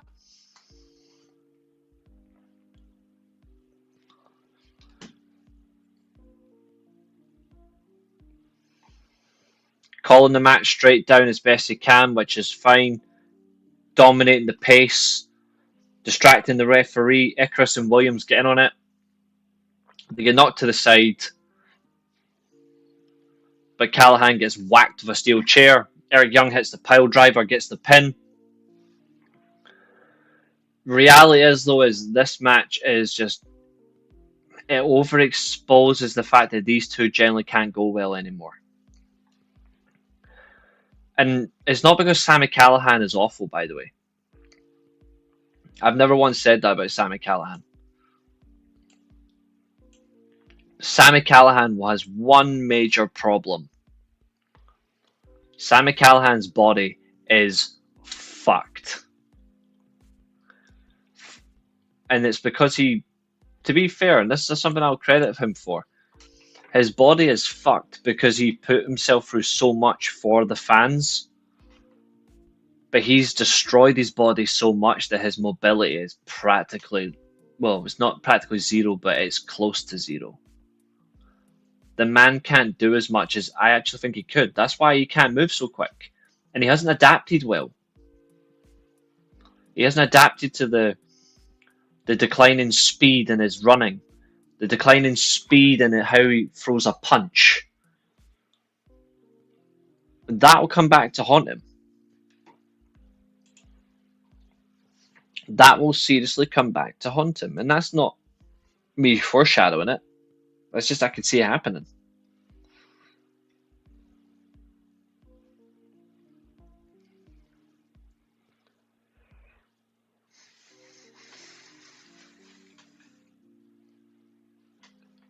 Backstage, we get the baby faces who will be in the main event. The All-Star Challenge is Joe failed TNA.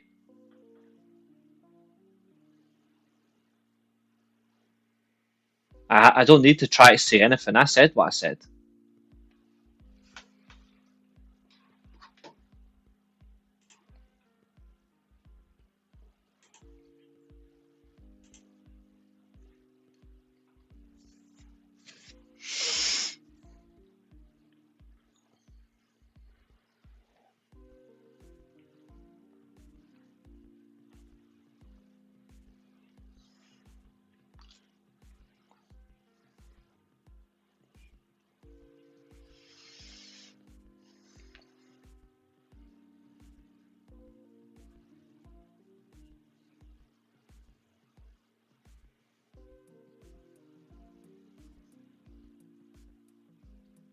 Yes, I think he might regret it. I think he might regret it because he could do so much more things besides the hardcore stuff that actually sets him apart where he can actually wrestle, and he'll regret it because he will not get to see more of those opportunities be fulfilled. Shane McMahon will never own a wrestling company.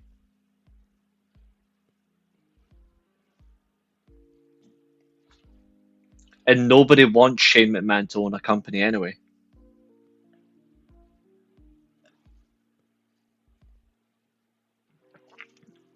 Shane McMahon should no longer be anywhere close to pro wrestling either.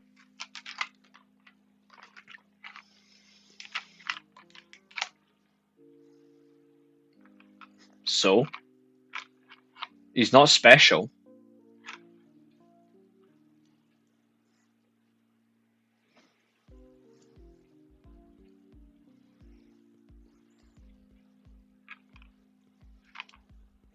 Just like his sister, no one wants them near pro wrestling. Pro wrestling is better without them.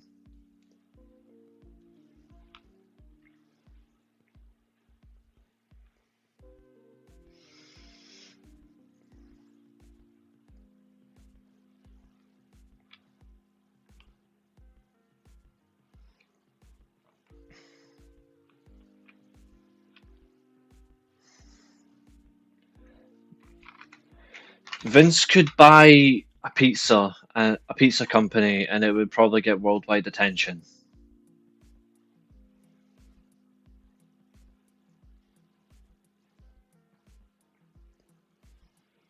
But the problem is, the quicker the McMahon family is gone, pro wrestling can officially move on.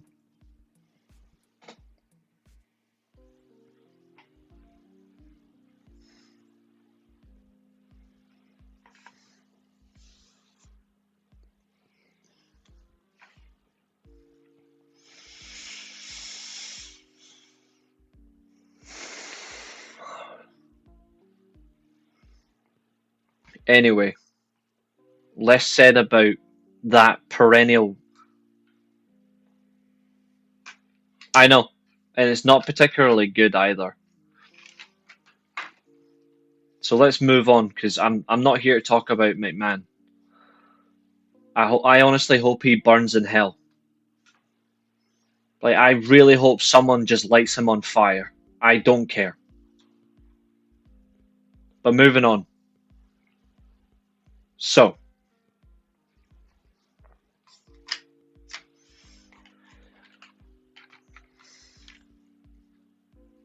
I think Chris Jericho will stay where he is. I think Jericho will stay in AEW for a while.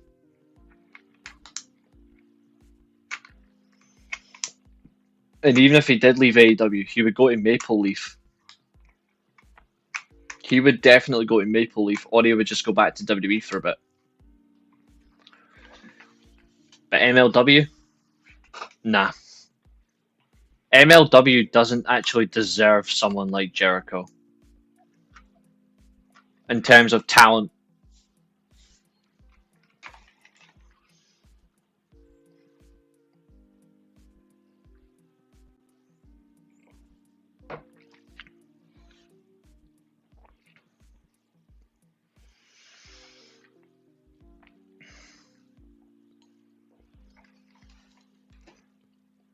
Hendry. Elijah. Leon Slater. The Rascals talking backstage, preparing for their match.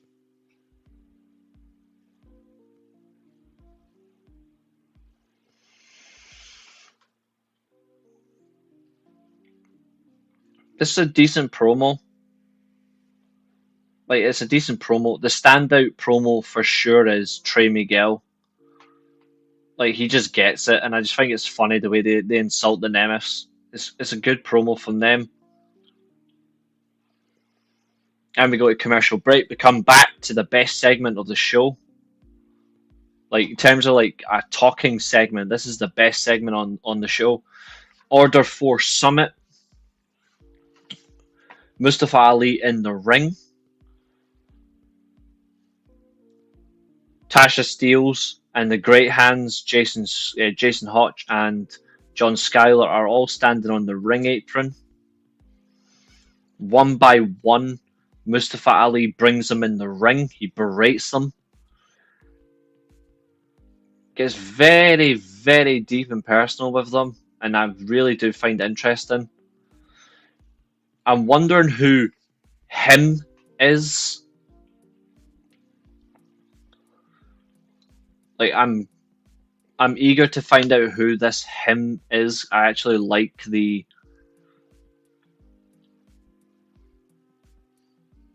development. Whoever this is going to be, it's going to start. I think it might be Santana. I'm not sure.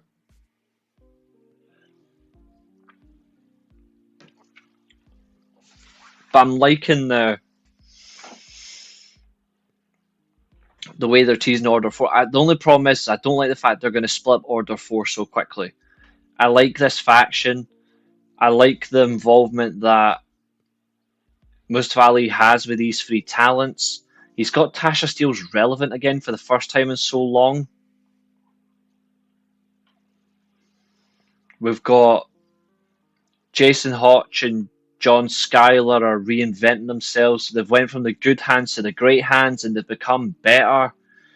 Jason Hotch has got a lot of confidence in himself. He had a great match with Mustafa Ali against all odds. John Schuyler, he's hot and cold. And it's not a negative on him, it's just that he's never really had a chance to consecutively shine. But when he does get his moments, there's times where he has taken them and he's ran with it, and there's times where, like, honest to God, you just want to whack him. And it's not good. But still, it's a good segment. And I like the fact that we've got a different concept for next week. A call to arms match. Does that mean both men are going to stand with guns and they're going to just shoot blanks, or they're just going to, I don't know, the gun just clocks on them, so they've got to fight out? I don't know, but a call to arms match, I've got no idea what that is. But I'm eager to find out what happens. I think, all in all, it's a very good segment. Tasha Steelz sells this every time with her reactions. She's an elite reactionist.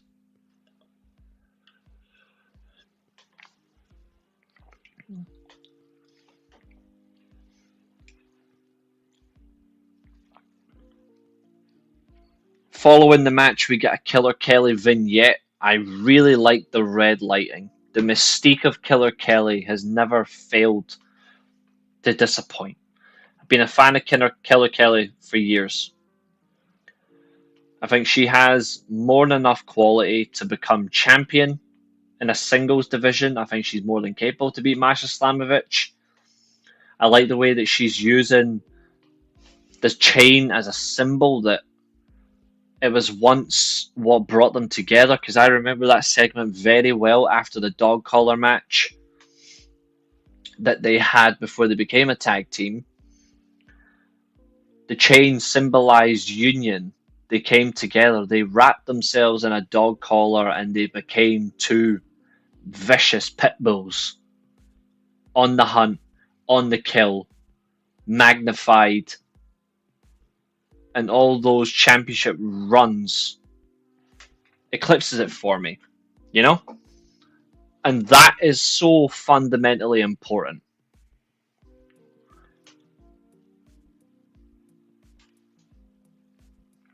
But is she going to beat Masha Slamovich? Well, we will find out next week. I would like for Killer Kelly to win. Killer Kelly deserves to be champion. At least one run. It would be nice to get her like one chance as champion.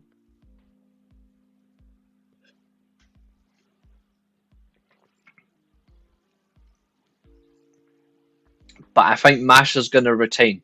Masha's far too dominant right now. Great segment, says Fernando. I agree, it was a great segment. It really was. And then we go to break. Come back from break, or should I say, we come back from break as I take a short 30-second break.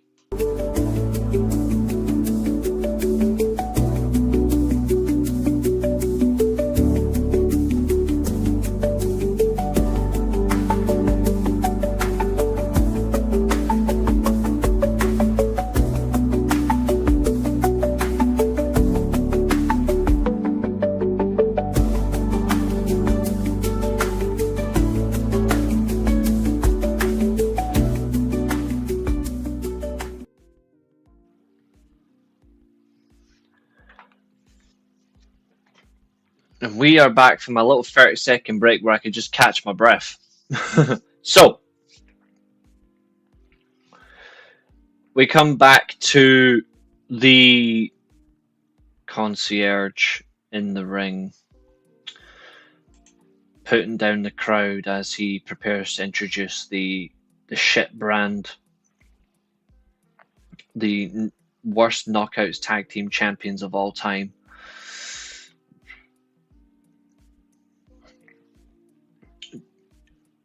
Dana Spooks and some chick called Heather. This is just, yeah, terrible. And now comes Li Yang Lee. Great presentation. I really like Li Yang Lee. The Knockouts Women's World Champion, of course, Knockouts World Champion comes out next.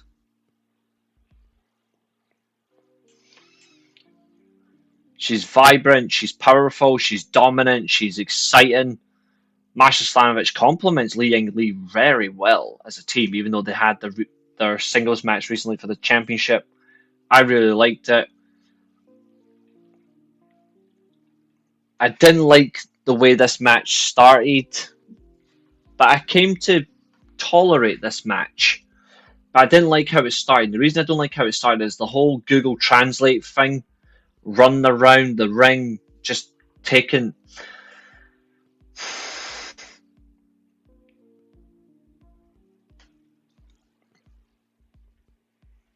What would have just been fine with this match is just the hissy fit. Dana Brooke, because I'm going to call her that. I don't like calling her the other fucking name. I'm just going to call her...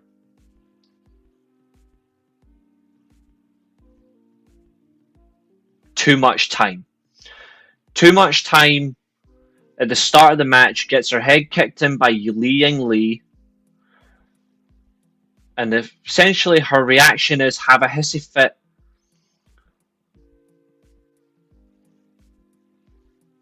Picks up her phone, does Google Translate, and just tries to insult Li Yang Lee and Masha Slamovich.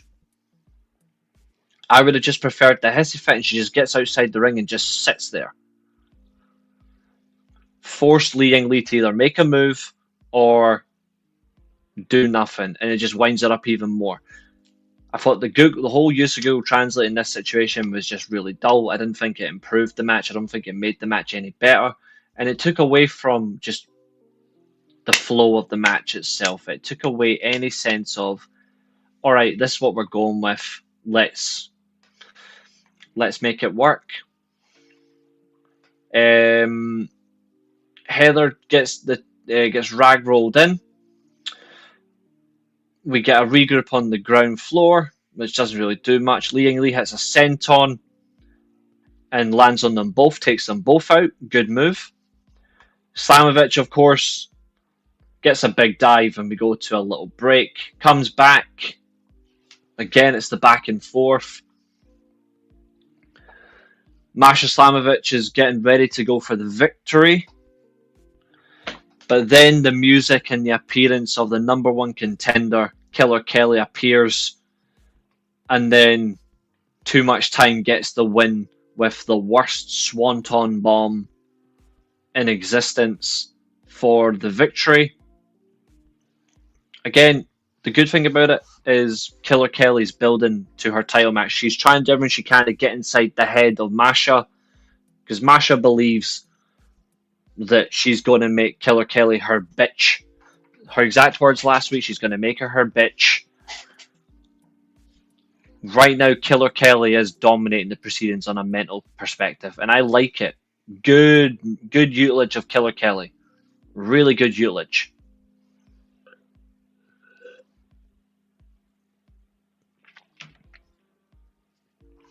Backstage, they recently returned inspiration, or to WWE fans, iconic. Cassie Lee and Jess McKay are being interviewed by Gia Miller. They're watching on. And they are very, very straight to the point. They tell the champions, enjoy the belts while you've got them, enjoy the titles, enjoy being champions, because very soon that run is coming to an end. And I am fucking hoping it does very, very soon. I want a proper tag team as champions. These two may not be their biggest fans, but they are tag team wrestlers.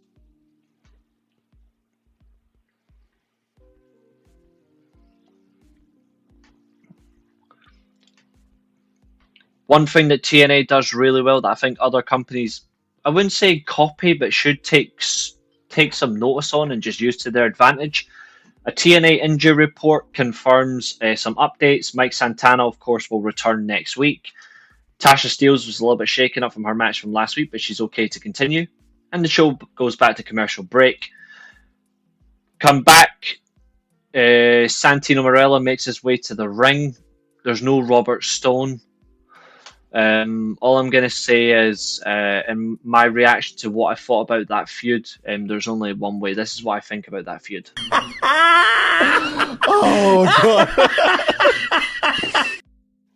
Genuinely one of the worst feuds in TNA history. Santino Marella comes to ring. He makes some very good announcements. And I say very good announcements because I will say next week, Street Fight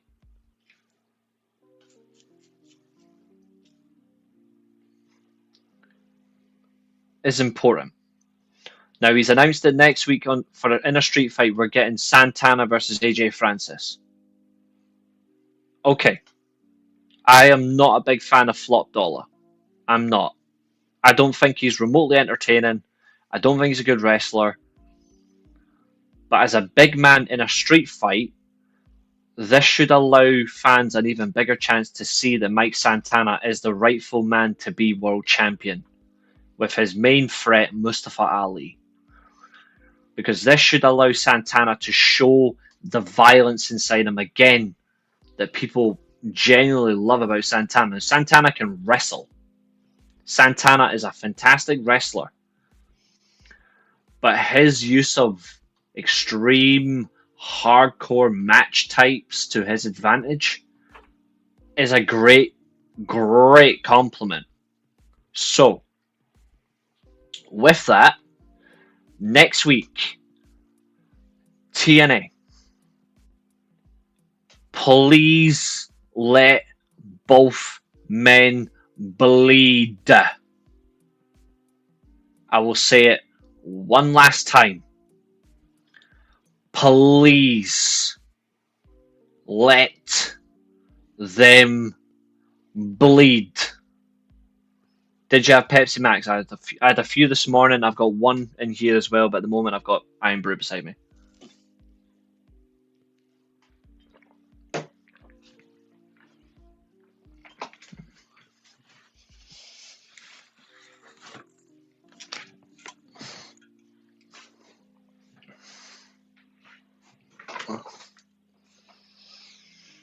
And I'm not kidding.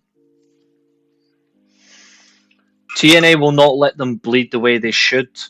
They did say they would allow blood in special situations or special circumstances. And to be fair, we all got annoyed when I put up that community tab post because I've seen all of your comments. I've engaged with every single one of them. And I'm sorry that I kind of snapped earlier on. It wasn't intentional. But if TNA does not let either man bleed, or both men don't even get a bit of colour next week, then I'm going to be absolutely horrified. Because a street fight is a match that you're allowed to bleed in. So I'm hoping that we get some blood. It doesn't have to be Steve Macklin blood, but it could be the like of blood that we got from the Falls Count Anywhere match between Mustafa Ali and Santana. That was okay. But if we don't get that, I will honestly be mortified. In fact, I'll be so disappointed that I'll do this.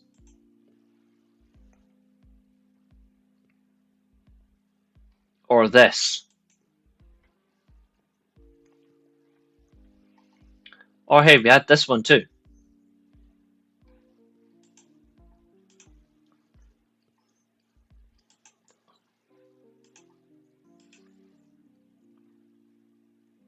That one's true. If there's no blood, I will be using that to describe the street fight next week.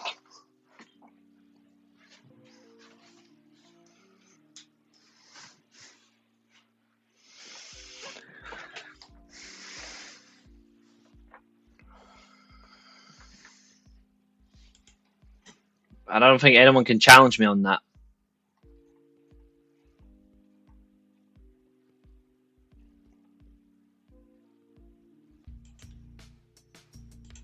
And I don't think anyone will want to either.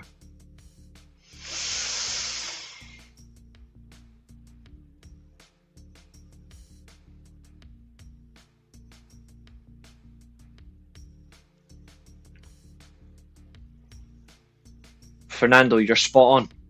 But they've already said they will allow blood in special situations or special circumstances.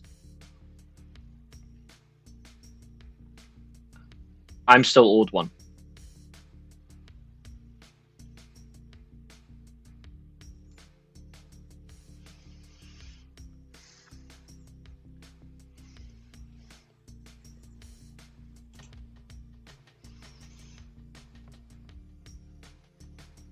From where?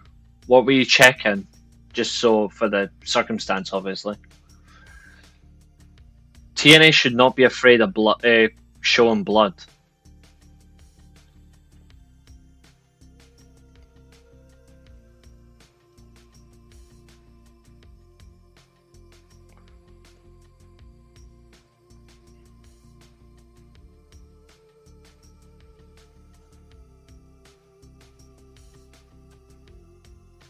But God forbid, I honestly cannot. And you can say this now. I'll even be that generous to y'all.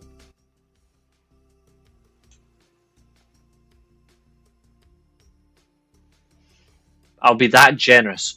2 hours, 4 minutes, 25 seconds. You can clip what I'm about to say for the next 10-15 seconds as a reminder.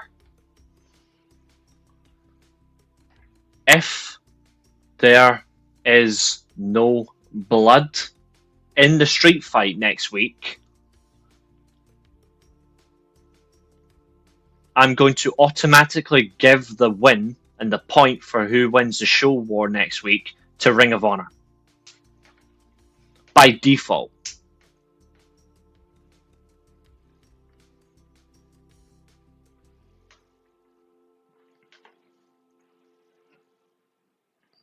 Oh, that's cold.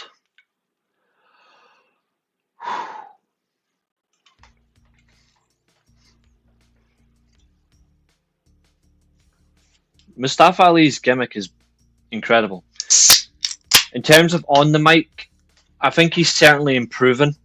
I think he's good on the mic. I think he's good to very good. But when he really wants to be, he can go to a great promo. You know what I mean? I don't think he's consistently great, but I think he's got a great promo in him. That promo was great from last night. Whereas there's promos that he has that are genuinely shocking.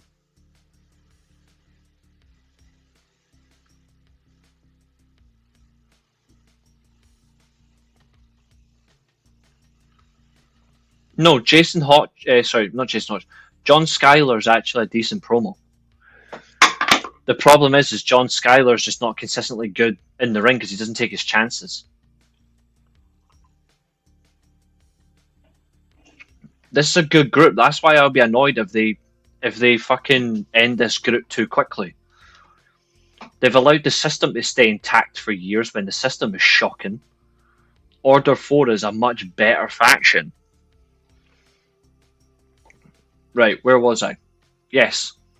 So,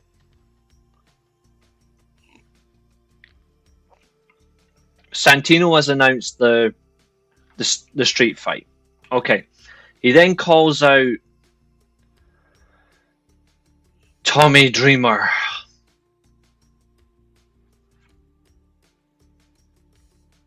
Fernando.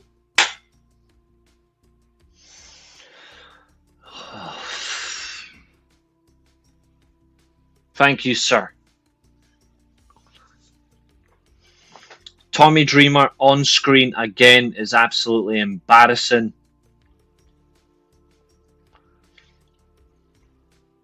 Seriously, TNA, get rid of him, please. Get rid of him. I'm sick of him as well. I want Lardars to piss off.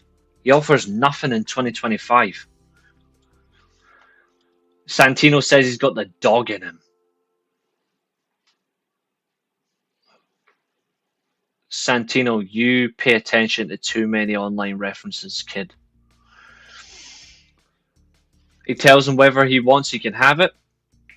He says he has the power to make the match if he wants it, which is... They are awful, guy. They're overly pushed to the point where they're actually not benefiting the show. And the faction has the wrong members anyway. Plus, you've got the talking chipmunk in there as well. Or the talking squirrel, actually.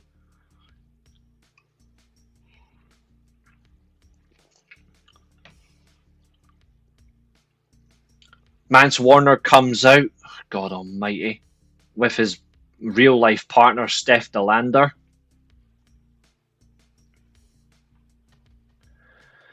Oh, I can't take this seriously. Steph DeLander obviously says that, well, obviously the innovative violence might have been cool in '96, but she wasn't even born then. To be fair, that was quite funny.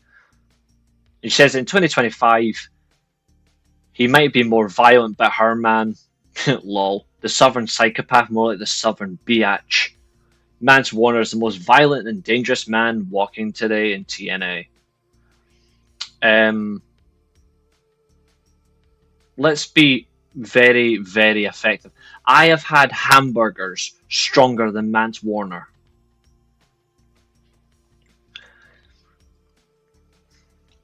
They challenge Dreamer to a fight. Dreamer agrees that this is not his time.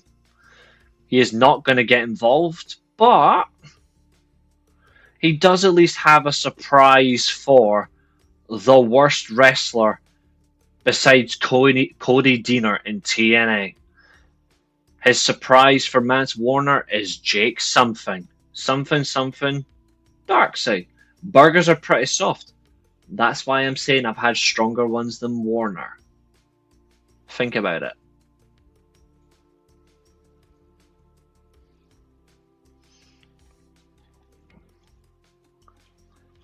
He attacks him, and obviously he retreats. With DeLander.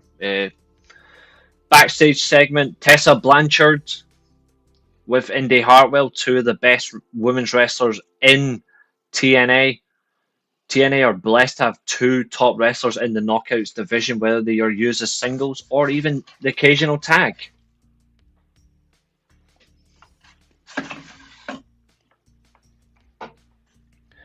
This was a good segment. I like the fact that they spoke about how Indy Hartwell got her first big break in the States. This is the stuff that I like. This is the shit that matters. Like, I'm not saying you have to do it all the time. But this is the good thing where you could say, well, actually, you didn't get fucking anywhere unless I got involved. Like, this is so damn important. I think this is going to be I think they are going to be the next two women. Like, whoever wins will face the champion for the title,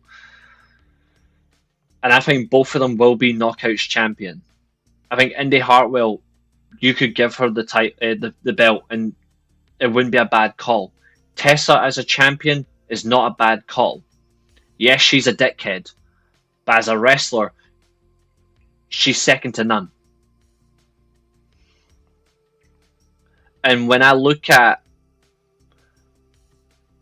the whole Knockouts division, I'm only building it around 6 or 7 people. The rest are just there. But I've got like your 6 or 7 core that I'm like, yeah, I would build a division around you any day of the week. And they are 2 of them. Big match feel, consistent top matches, they will give you it. And they are comfortable with the mic. They are comfortable in their presence. They are comfortable with their gimmicks. And they do not overshadow the foot. They might have big personalities. Tessa Blanchard has got the biggest ego in TNA for a woman, but she backs it up. Indy Hartwell has got more of a relaxed ego. but she backs up how good she is. Oh, I've said this before, Fernando, and I stand by it. The best wrestlers are often or not are dickheads.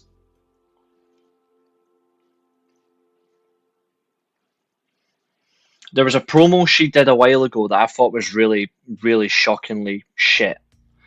It was her promo when I think it was when they were in Texas. I think it was. And this was like one of the first times where she's getting called in front of her promos like she's a racist and all that shit, right? And like fuck off Tessa and all that crap, right? And she spoke about her dad and her stepdad, Magnum TA and Tully Blanchard. She spoke about them with passion. The problem is the passion didn't work. It didn't work because she was not able to control the situation. The crowd had already beaten her. But the matches, on contrary, are good.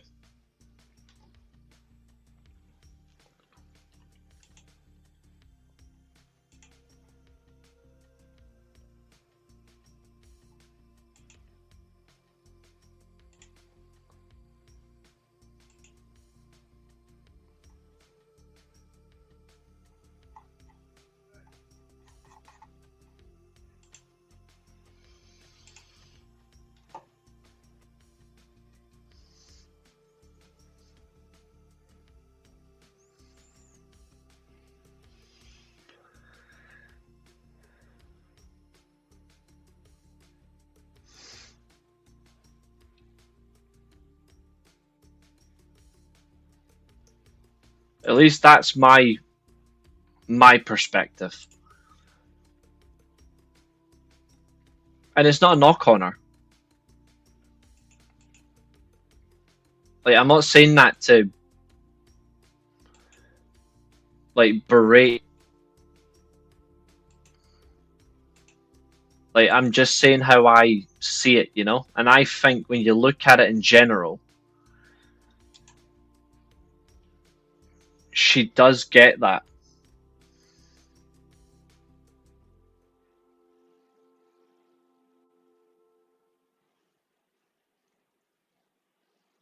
Fernando,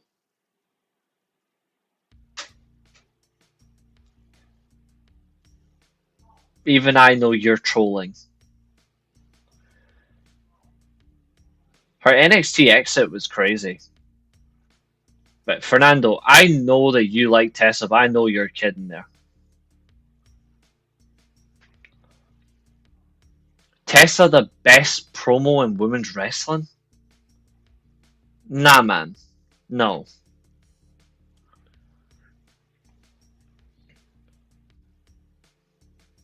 You could say top 5. I would say she's a top 5 promo. But Tessa Blanchard, a better promo than even Toni Storm?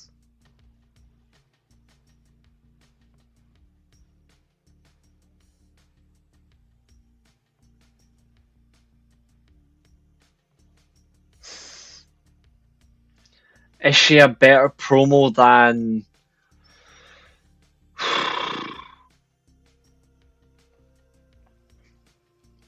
Is she a better promo than Chelsea Green? I don't think so.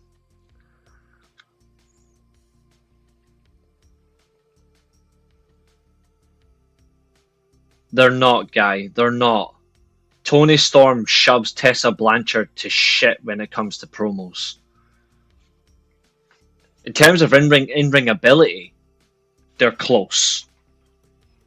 But the best promo for a woman right now is 100% Toni Storm. Chelsea Green is the second best women's promo. And that ain't up for debate. When I look after that, in terms of third place, I'm going to go one further. I'm not even going to put favoritism. That woman right there isn't the third best promo. I've got her in my top 5. But for me, like Harley Cameron, yep, great promo.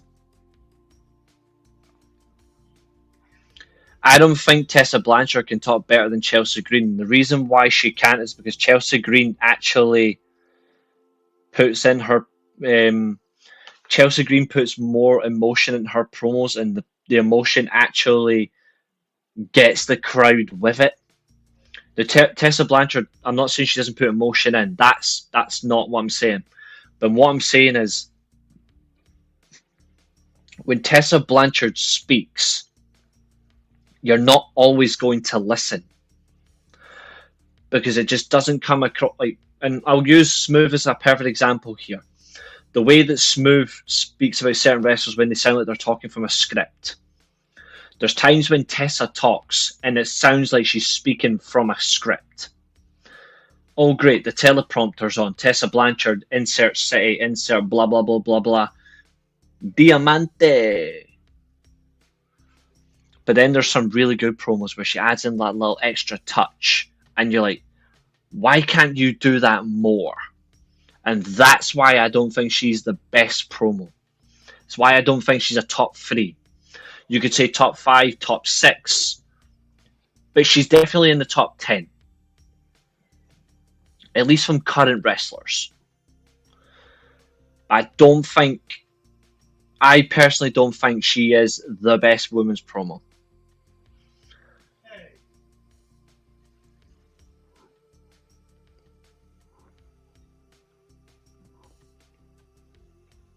Exactly, just ask Nikki Bella. She hasn't had a good promo in her life. But apparently she's one of the best according to people, which I don't understand.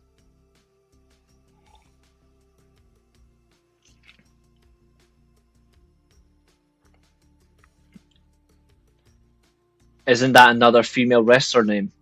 Who? Diamante? Yes. But that's also it's also Tessa Blanchard's nickname in Spanish, because obviously she's like the diamond. It's part of her theme song as well. Diamante. It's actually got a good theme song, to be fair.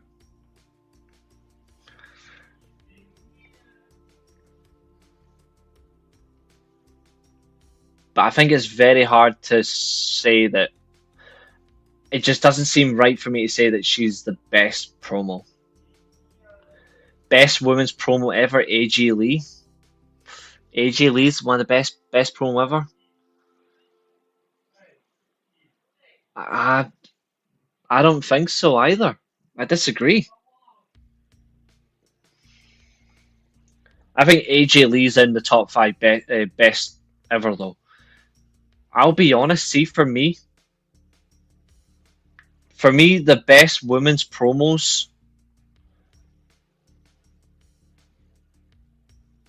Gail Kim, Trish Stratus,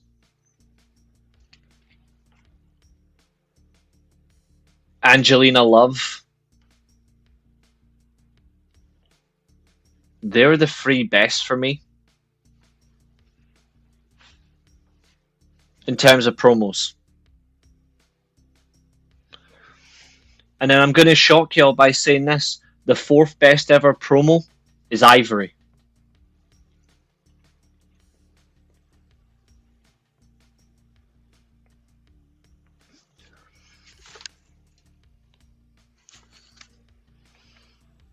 And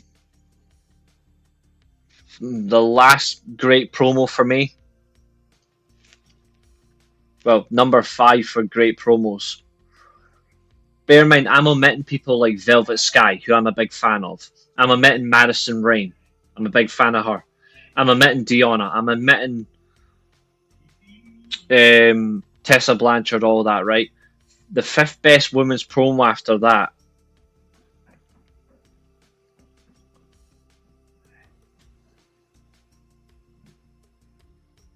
is ODB.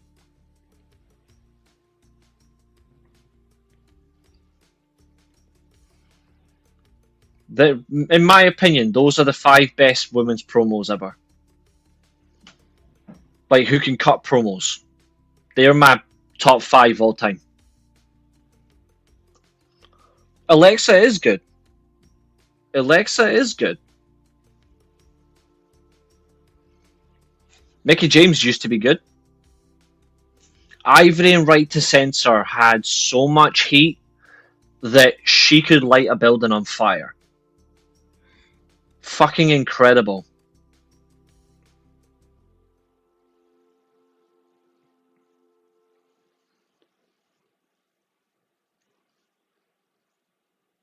They're my overall best promos, yeah. I'm including all of them. Like I've went WWE, like even like I will tell you one woman that Becky Lynch will never be a better promo than. And she's one of my undisputed favourites of all time. This woman right here is the epitome of unique promos.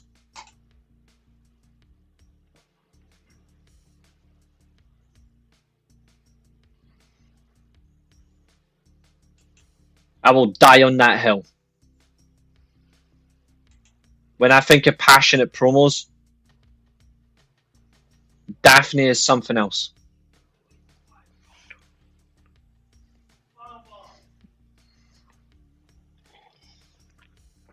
I don't personally think Becky's that good a promo. I really don't. I know people think she is, and that's obviously their opinion. I'm not going to obviously dismiss that, but for me, I don't think Becky's that good a promo. I've never thought that of her. And I'm not going to say, oh, it's because I prefer Mercedes Moné as a wrestler. I'm not saying that. I just don't like Becky Lynch as a promo. I don't think she's that good. I think Charlotte's a shit promo. I think Charlotte's one of the worst promos in WWE.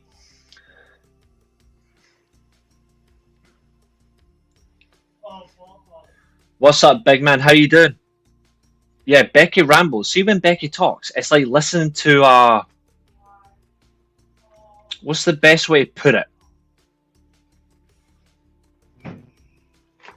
I've got a gift for this. I've got a gift to support what I think of Becky when she talks. Hold on.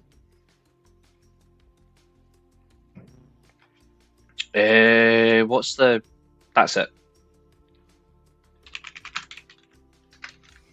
I know for a fact this is going to make people laugh.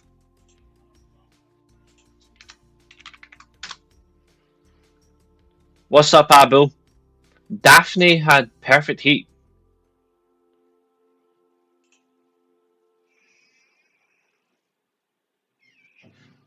This, for me, is respectfully my opinion of Becky Lynch. If you're a fan of Becky Lynch, all the power to you, right? That's just how it is. But this is what I think of her.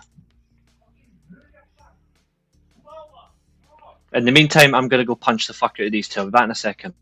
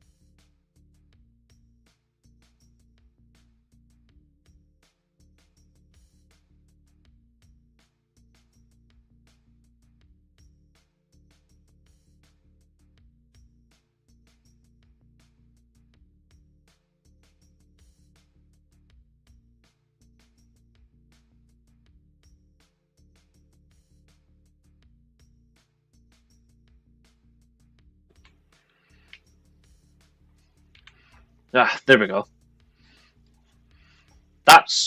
Turns out I didn't have to do anything after all. All I had to do was just shut him up, which was easy. But aye, Miss Motormouth, can I get a sentence finished? Is exactly what I think. Actually, no, this is Becky.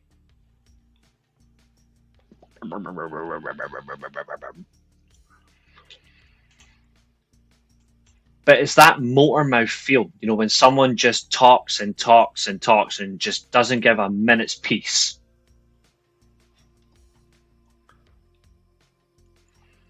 Nah, we're not bugging. We're just honest. That gif, well, I couldn't get the right gif for it, but that gif there was excellent. And it's true. Like I'm saying, that's what I think of Becky Lynch. I think she's overrated.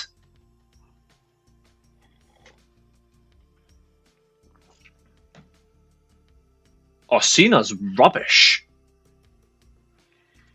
Cena's just lucky that he was able to pull off one promo and, one rap, and that was the end of it.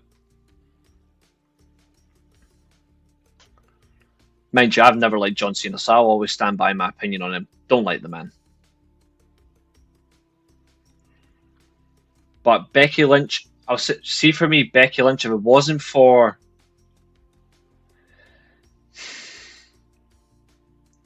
Nia Jax, Becky Lynch does nothing. Becky Lynch doesn't get anywhere without that punch. And that's a fact. Right, that's a straight fact. But anyway, I'm not here to talk about Becky Lynch because, quite frankly, that woman be bugging. But I am skipping the next bloody match, alright? I am not reviewing it. Because then I'll end up losing my soul. And my soul is precious to me. Sometimes. So, I'm going to skip straight on. I'm skipping the obligatory NXT bollocks as well because the fact that Trick Williams will defend the title against Josh Briggs is absolutely pathetic. Again, the TNA World title being defended amongst two clowns.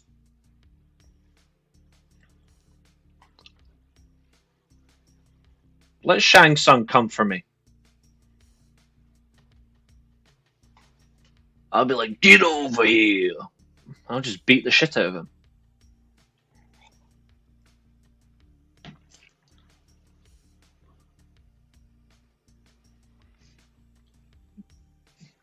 I'll just tell Rock that, listen, mate, I was a big fan of yours growing up. Still am. You try anything, and I'll ruin you like Fast 5 ruined life.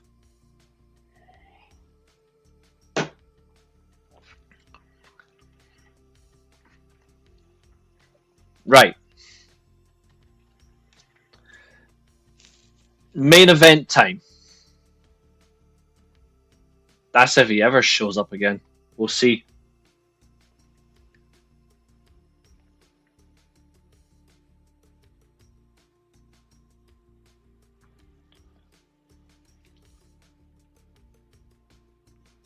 The main event is quite a tricky situation. Because if you remember last night's show, which was a incredibly high view show, which I appreciate everyone in terms of like the channel, in terms of what we do consistently. 348 subscribers now. Thank you so much.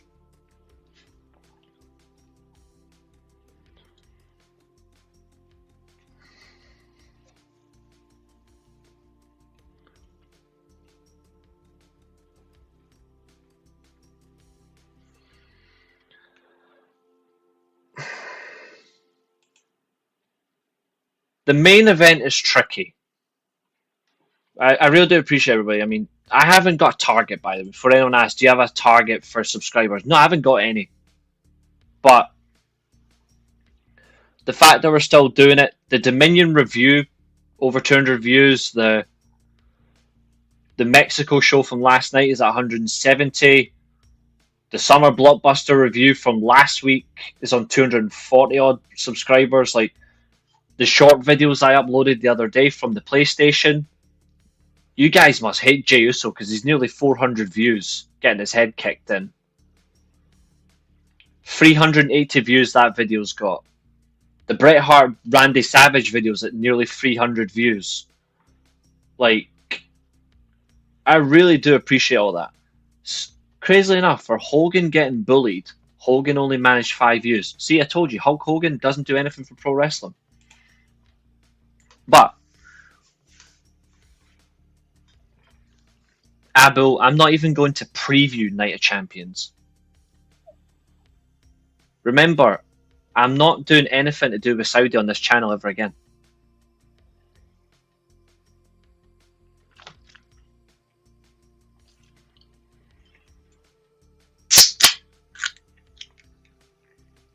I want nothing to do with the Saudi shows. It's not happening. Ever again.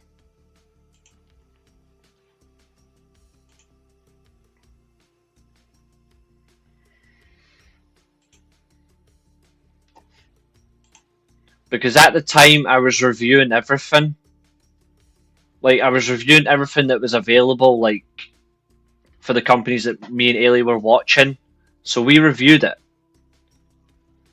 And it got to the point where I was like, actually, I've always felt a certain way about these shows. They're just glorified blood money, expensive house shows. Why should I be watching them when they're never that good anyway? So I was like, to hell with it. Now, I've done a watch along for it before. It's on the channel. But I generally don't like the Saudi shows. And I thought, for the sake of my own soul, I'm not doing them again. And I won't.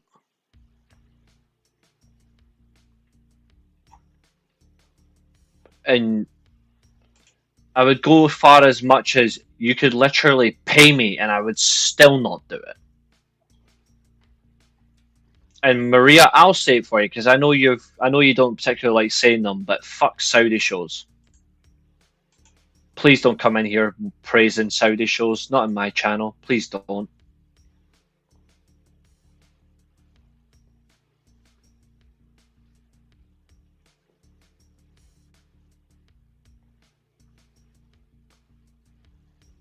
Like, I absolutely despise them. And they make me sick. Because they don't do anything. You get nothing from them. It's just another excuse for WWE to make money and then just bolt.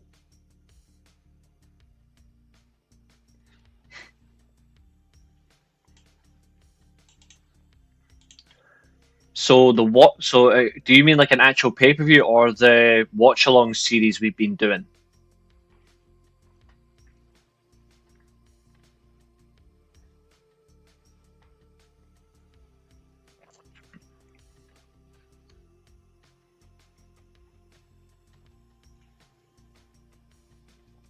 Pay-per-view. I'm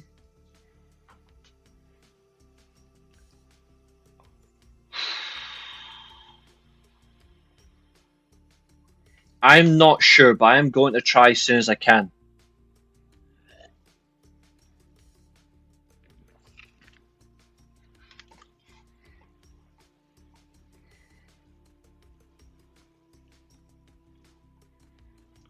I am hoping to do one soon, but to be honest, I'm not 100% sure.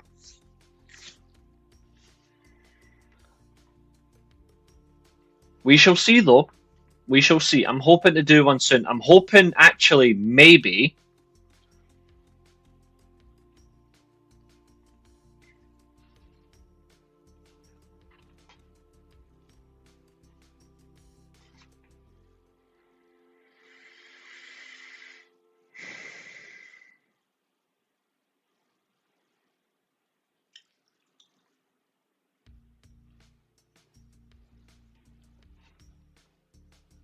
Yeah, I think because, see, All In, I was thinking about it, but that's quite late at night, so I've got a better idea.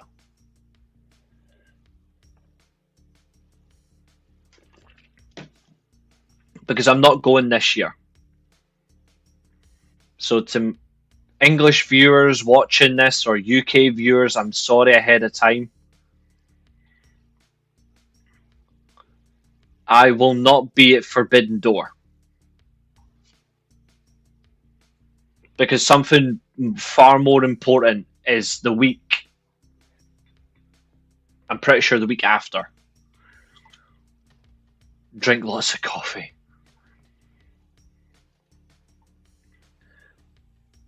Nah, I won't be.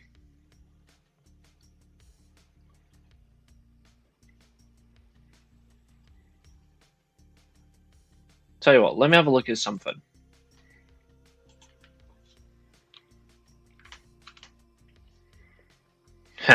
I'm glad you asked that. I'm glad you asked that question. And I'm going to give it to you in the response of a banner.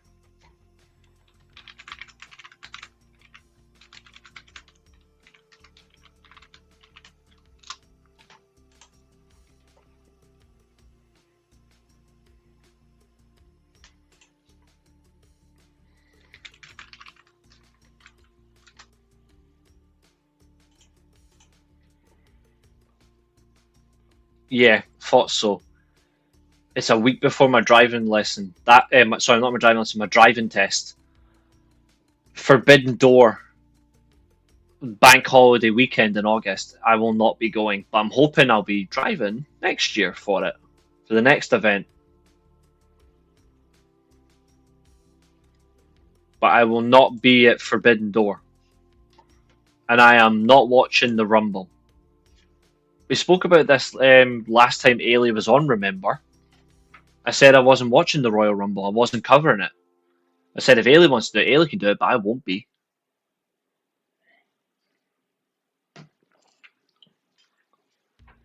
Like, I honestly will not be watching the 2026 Royal Rumble.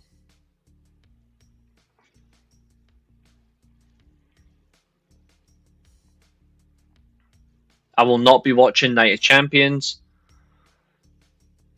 So whoever wins the King of the Ring, Queen of the Ring, I won't find out until until I've watched Raw, because then they'll announce it on Raw.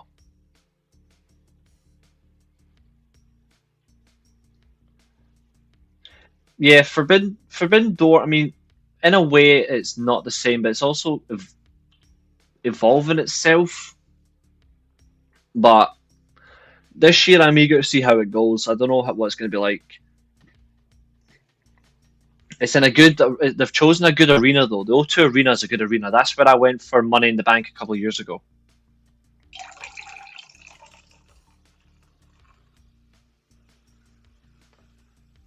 No, I won't.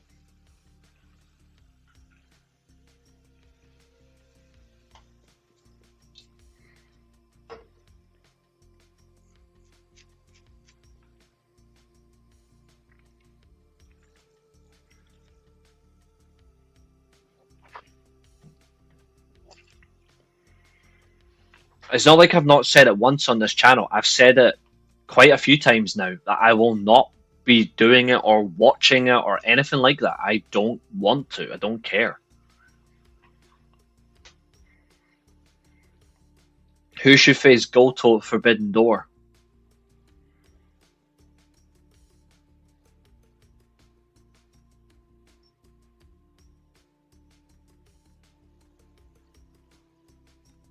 Zack Sabre Jr. I think I'll be surprised if he does not get his rematch until Forbidden Door. Goto should still retain the title anyway. But I would give it to Zack Sabre Jr. And I would give Tanahashi the match with Will Ospreay.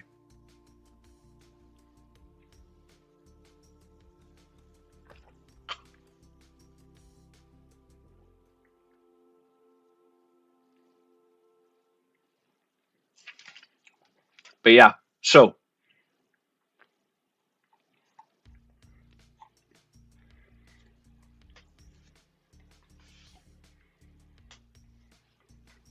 it might for you, my friend, and I respect that, but for me, nah. I'm good. let's have some quick discussions anyway before we do the main event. So, Shingo versus Claudio, not a bad idea. I think you might see Chris Jericho at Forbidden Door. And I actually hope so, because Chris Jericho looks like he's in incredible shape right now. If he's available one-on-one, I want Jericho versus Naito one last time.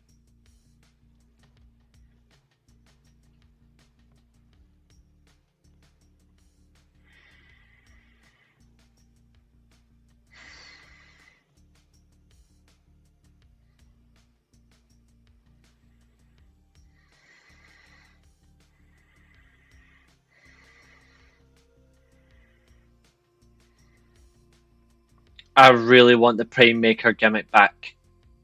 I love the Painmaker gimmick. Jericho should appear in suits like he did in 2008, but do all his matches as the Painmaker. Complete split.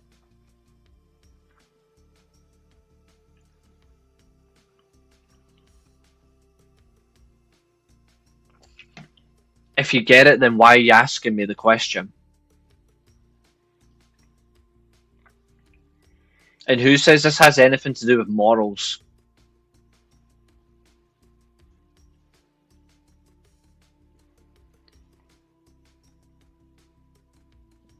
This has nothing to do about morals. Yes, people, and I've referred to it myself at times, it's the blood money events. But I'm not watching it because I don't like the way that the shows are presented. I don't like the fact that they don't take them seriously. I don't like...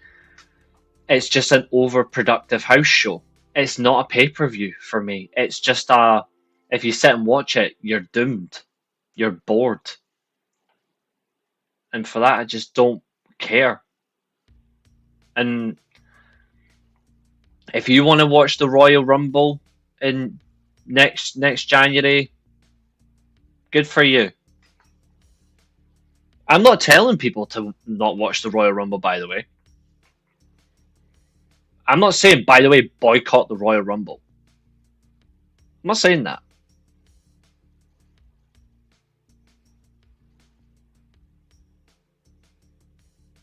But I'm not watching it.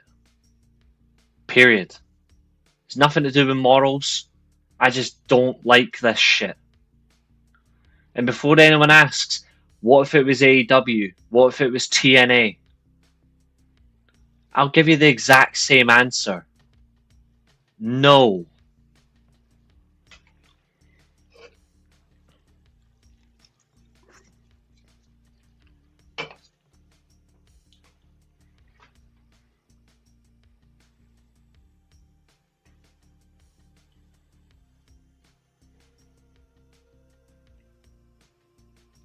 It's just not for me. Simple.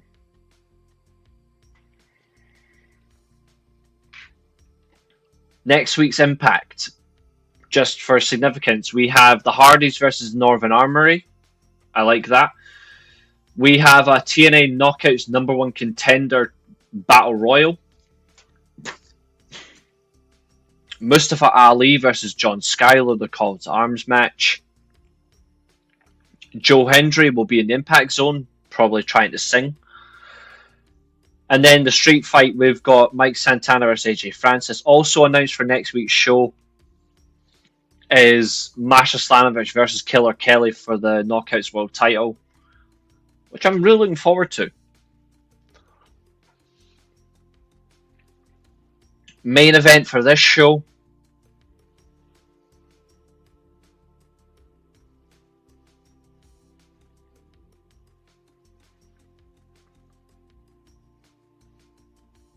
Yeah, well, I tried to stick to mine.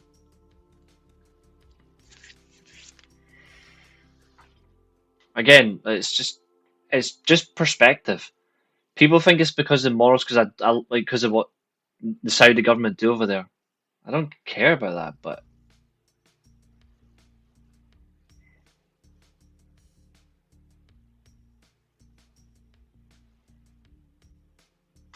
Doesn't really matter to me, guy. Doesn't matter. You're making a. You're just. What you're doing right now is a bad idea. I recommend you move on and talk about the main event because it doesn't matter. Like, WWE could have the absolute best show of their entire organization for overseas in Saudi Arabia. And guess who will never watch it to find out?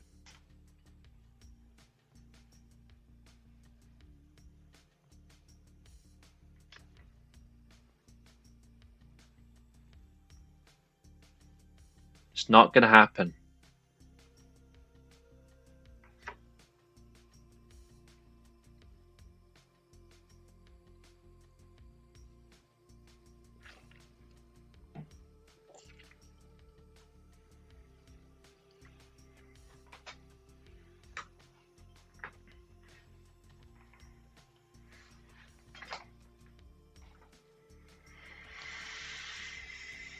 What's the matter, Fletch?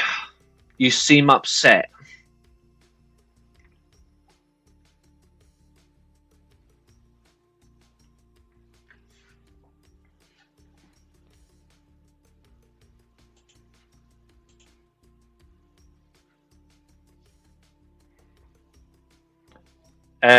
No, I'm not one for kidnapping people.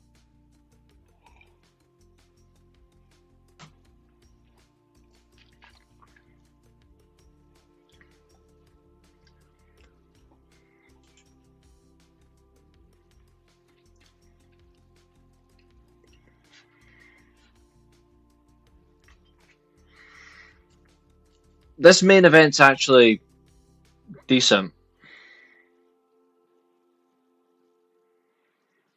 I mean, the only downside is Trick Williams is in it because Trick Williams is a TNA World Champion, but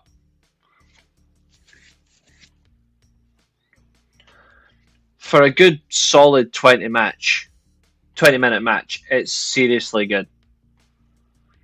All in all, and I told you last week, I guarantee you Steve Macklin will turn on his team. And Steve Macklin turned on every single fucker in this match. And fair play to him for using the belt on that absolute dork, Ryan Nemeth. Haven't decided it yet. She just isn't my type, Smooth. Yep, Flamengo beat Chelsea. So did Inter Miami beat Porto last night as well. We've had some really good matches.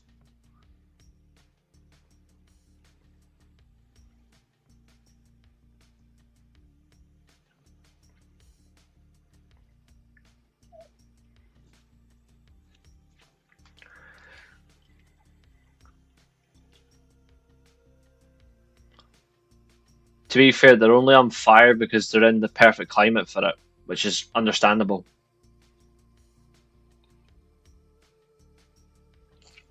To be fair, that is a good way to play football.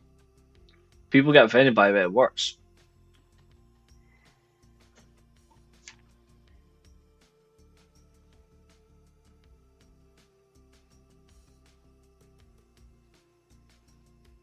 She is.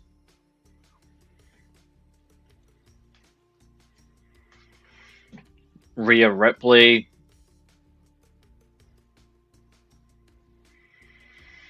Chelsea Green.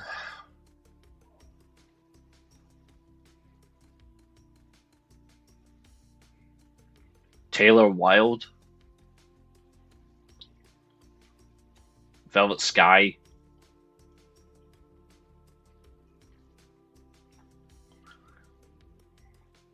And definitely Vakur. Yeah, she's gone rogue.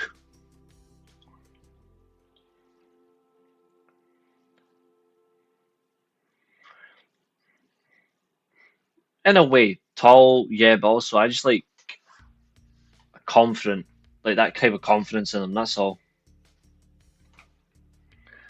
Also, I just like there's something about it, just a very sinister brunette. I miss Taylor Wilde as well. She's an amazing wrestler.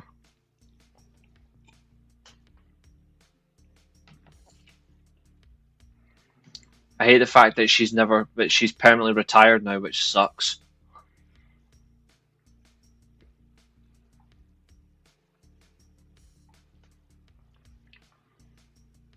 Oh, and the likes of Megan Bain, Anna Jay, Ty Mello, them as well.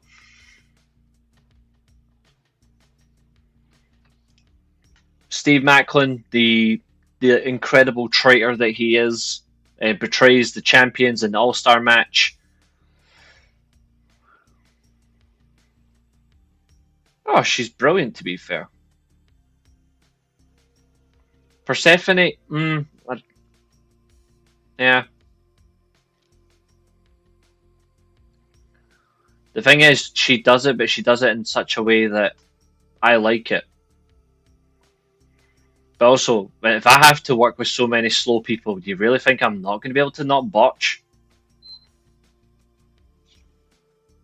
Look at all the clowns that she's got to work with.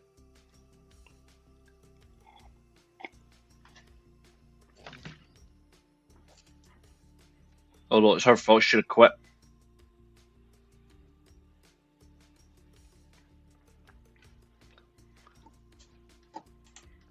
Tell you what, how about you build a time machine, go back to April 1999, and then you can see for yourself.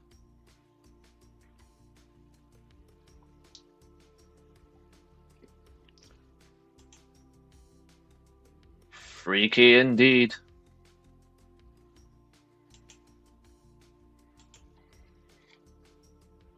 If you want to see why I got into wrestling, build a time machine, go back to April 1999, you'll see the answer for yourself. In fact, I'll give you a specific date. April 25th, 1999.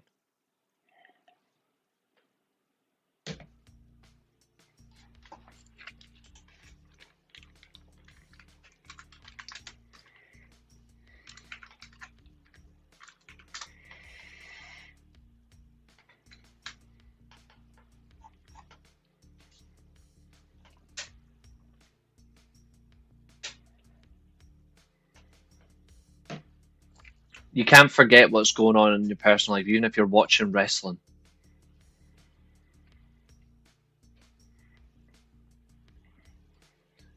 In most aspects, Fletch, you are right, though. It is 100%. And the night after, April 26th, 1999, is one of my favorite TV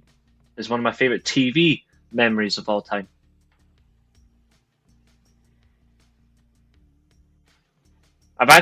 You've actually asked me this question before, and I'm surprised you forgot. Like, I am genuinely surprised that you forgot. When I've said it on here before. I've done it on a live stream. You asked me the question.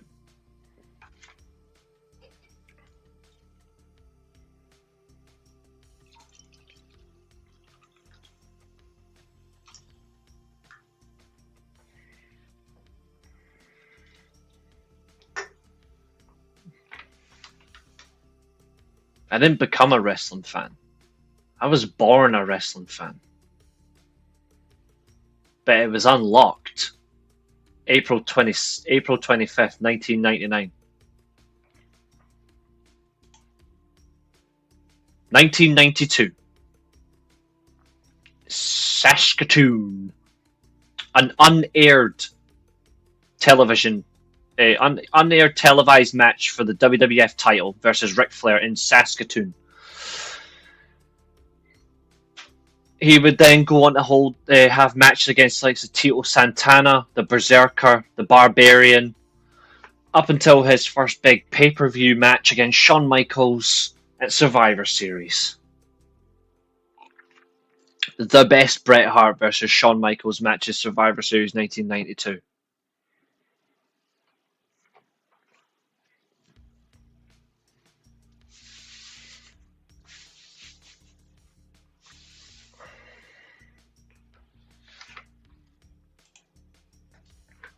Survivor Series 1999. I don't know the exact date for that. Like, I don't know the exact date, but his official WWE debut, Survivor Series 1999. Or you could say his ECW debut was 1996. An ECW event where he told Paul Heyman to delete the footage or he would sue him.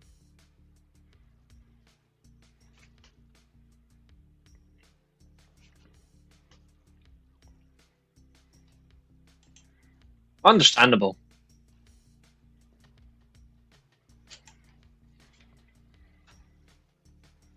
Kurt Angle has won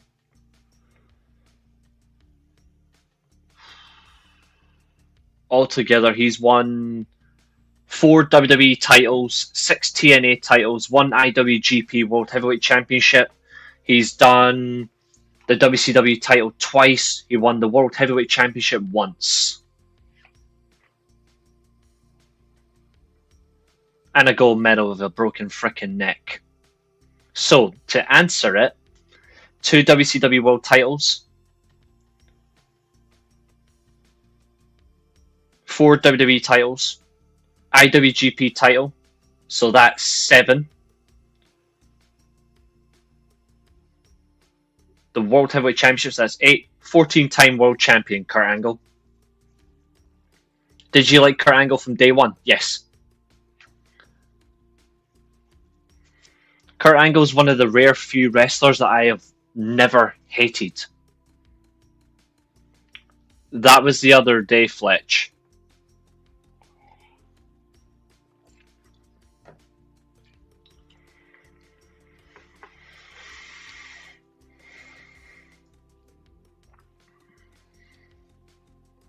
I don't think so.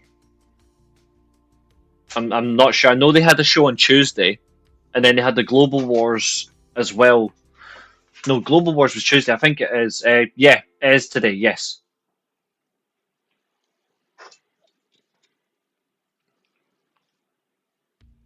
I won't be watching anyway. I've got stuff to do. I might not be one for dates, but I can absolutely tell you the event or who it was up against or whatever. I can do that in a heartbeat.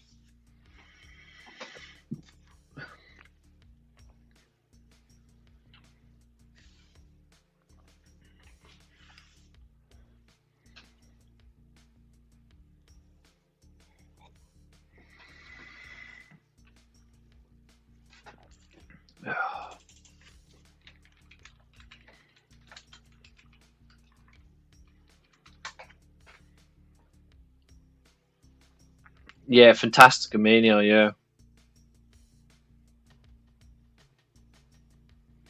I won't be watching SmackDown anyway.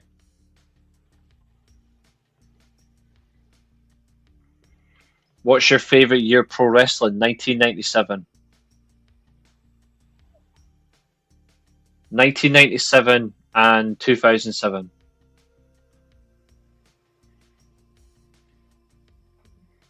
Best Bret Hart match versus Bulldog. Yeah, that's a great match.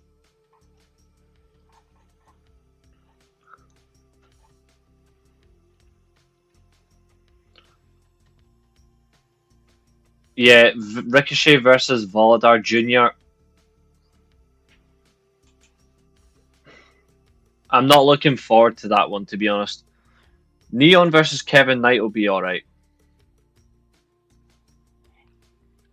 Mercedes won't lose against La Catalina. She'll make her tap out.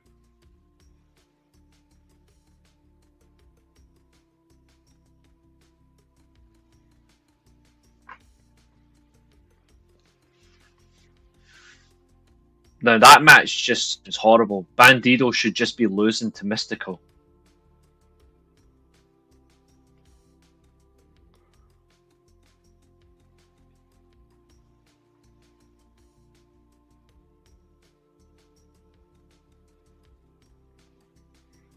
I actually think we already know anyway. Bandido's going to win that because Hologram doesn't lose.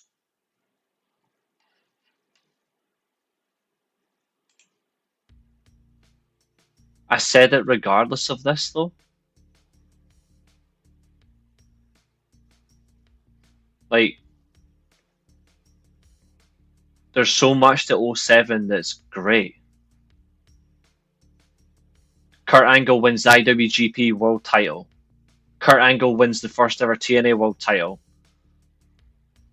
Christian Cage is the reason the NWA takes the NWA title away from TNA. The great feud of Batista and Undertaker. Edge becomes world champion twice that year.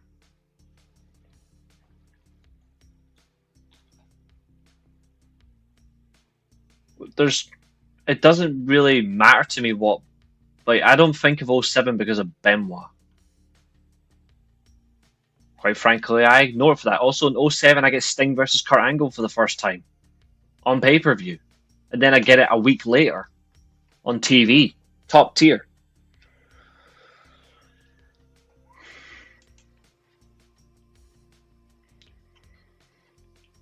He will be back soon. Like, he will be back very soon, trust me.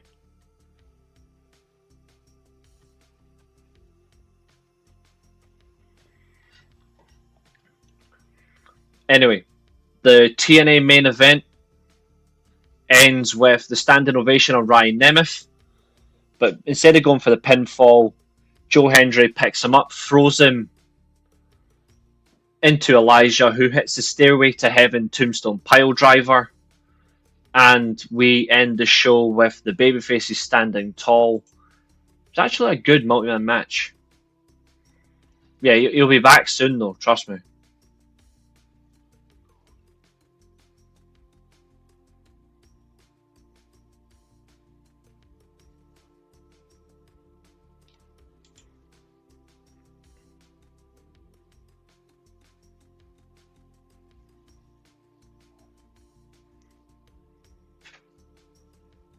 I'm not sure bio though, but yeah.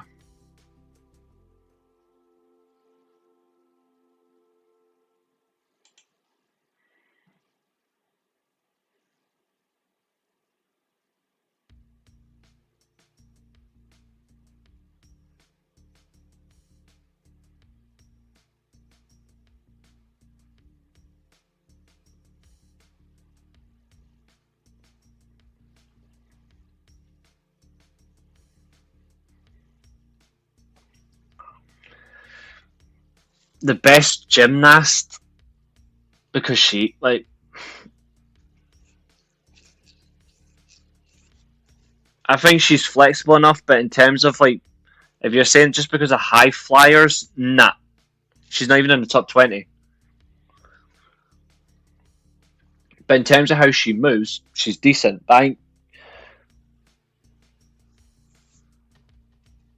She's got some energy to her. But best gymnast, is that because she's meant to be a high flyer and we're just referring to her as a gymnast because she's not even the top 20?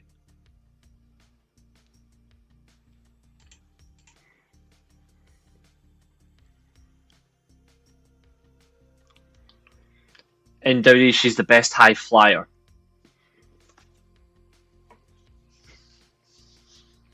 If you say NXT, I'll agree with you. She could be the best gymnast then, but in terms of best high flyer, I disagree. I strongly disagree on that.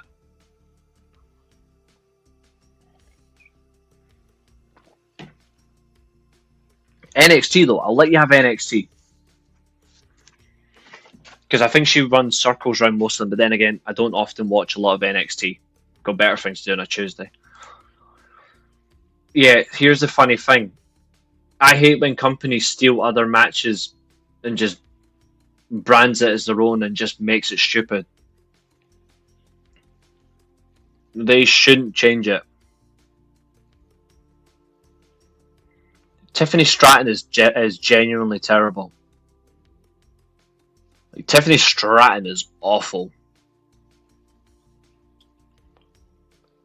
The most innovating, high-flying stuff.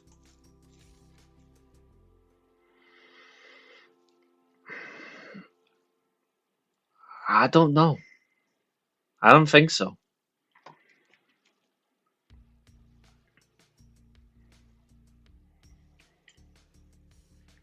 No, Tiffany needs to focus on learning how to wrestle properly because she has been numerous times close to killing someone. Tiffany Stratton is just as dangerous as Jade Cargill. And I am not kidding.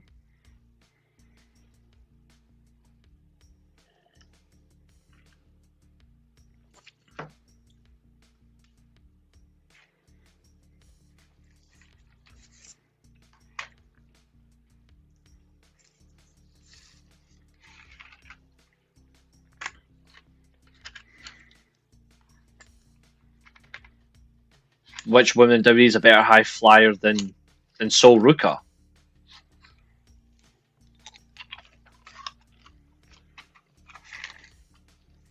It's still Io Sky, bro.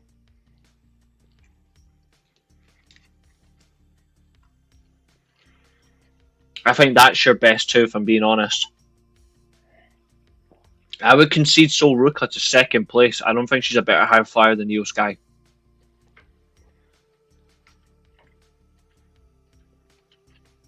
I think people are overrating Sol Ruka far too quickly, and I think that's dangerous.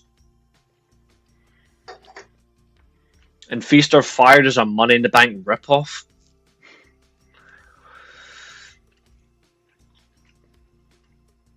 Essentially, yes and no. Because there's no jeopardy.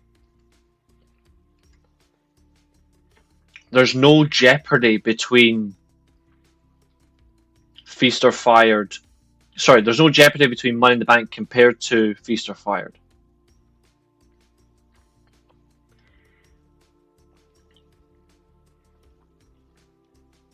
The only similarity is briefcases.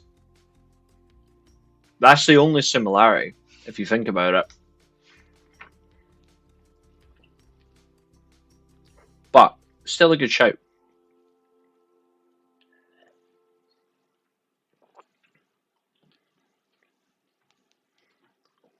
The thing is, you do a deep dive, but you're only seeing a deep dive from the perspective that she is being held back.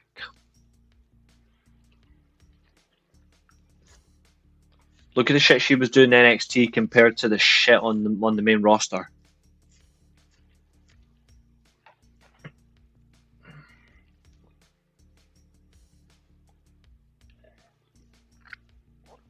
The only thing Sol Ruka does innovative that I don't see anyone else do, the only thing she does innovative is that finisher. The Mayu Iwatani is a great suggestion. Great wrestler.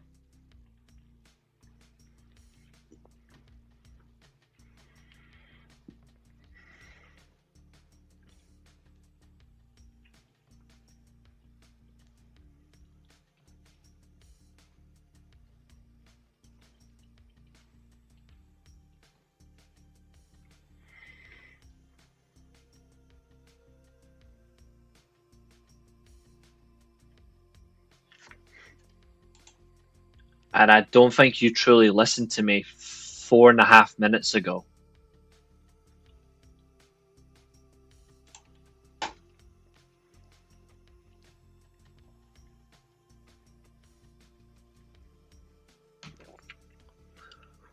Yeah, Lita was a high flyer. Very.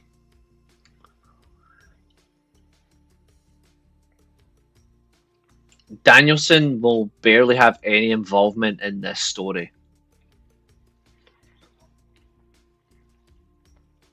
The fact is, the moment that we got is probably the only special thing he's going to do this entire calendar year.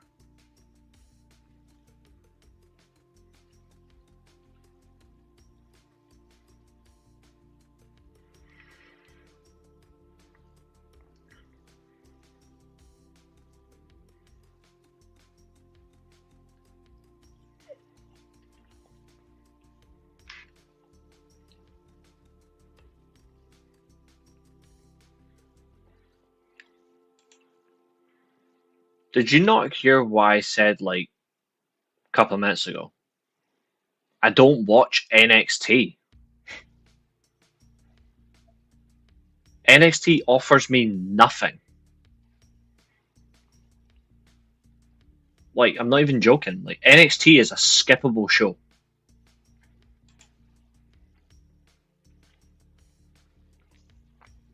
All Lita did as a high flyer was a Hurricane Rana and like off the top rope and a moonsault. That's it.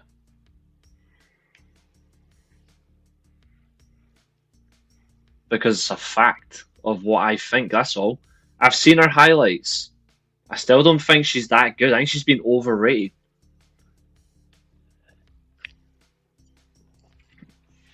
I don't think so, Fletch. I don't think so. I don't necessarily think Lita's overrated. I just think I don't think Lita's overrated, but I think the problem is Lita came back for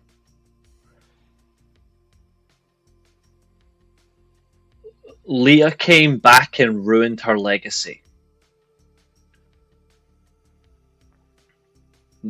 I believe in that. She came back and ruined her legacy.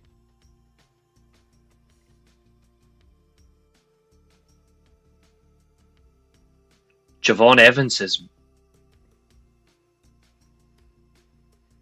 literal bullshit. Javon Evans, I've seen him a few times and God, he is awful.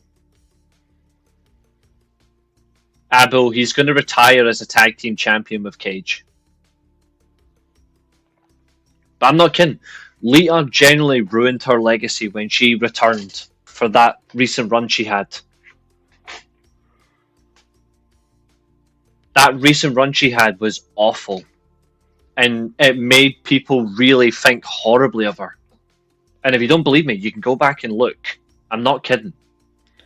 Her moves were sloppy. Her timing was crap. The Elite Assault was dreadful. The Twist of Fate looked like she was taking a shit. Like, it was horrific. And I was a fan of Lita before anyone says that. You know who was better than Lita at doing high-flying stuff? Molly Holly. Leon Slater, next Will Ospreay, he gives me a different vibe. Not Will Ospreay.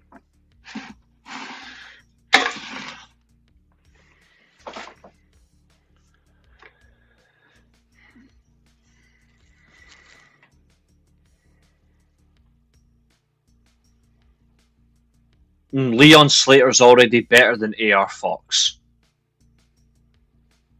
Leon Slater's been better than AR Fox since Leon Slater debuted in wrestling.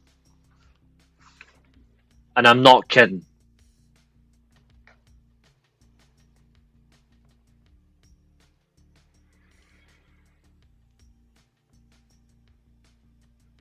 I do not want to see Christian Cage and Copeland team up with Nick Wayne. I'm sorry, but Nick Wayne isn't that good. I'm sorry. And I said that before the Battle of the Best of the Super Juniors and all that, and to be fair, the battles he had with the Super Juniors. I don't think much of Nick Wayne. At all. He needs to go and just focus being on Ring of Honor. There you go, Maria. There you go. That is who I think of Leon Slater. He reminds me of Billy Kidman. Top tier. Mickey James in 2006 was a different kettle of fish. Leon Slater would have to carry AR Fox. Because AR Fox is, right now, he's slumped. He needs someone with a bit more star power to carry him. Leon Slater would carry him. You could book Leon Slater and AR Fox like London Kendrick. He is better than Fox.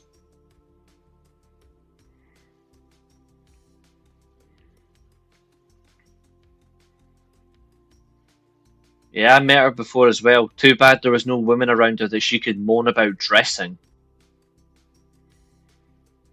I met her at a Rev Pro show.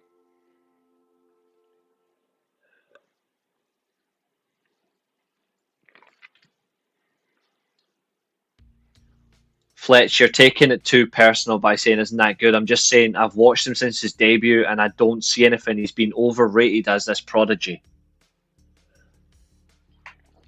People are saying he's got such a high ceiling and you need to slow down. People put so much pressure on that kid. The best he can honestly be, and this is a great respect to him, is a highly considerate mid-card wrestler. I'm not. AR Fox is a genuinely decent wrestler, but I honestly think Leon Slater is better than him. Yeah, of course. I want to see more of AR Fox. Like I don't see what yous are getting. I like AR Fox. But if you ask me right now, cards on the table, this is a guy you put as like main in the mid card division, for example, and you use him properly. You ask me right now, Leon Slater or AR Fox? AR Fox is getting told to sit down and he's watching Leon Slater for me. It's that simple.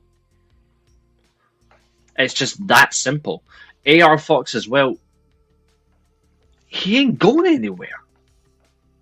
Like he ain't. And I feel bad for him in that way. Because when you look at him, he's like a younger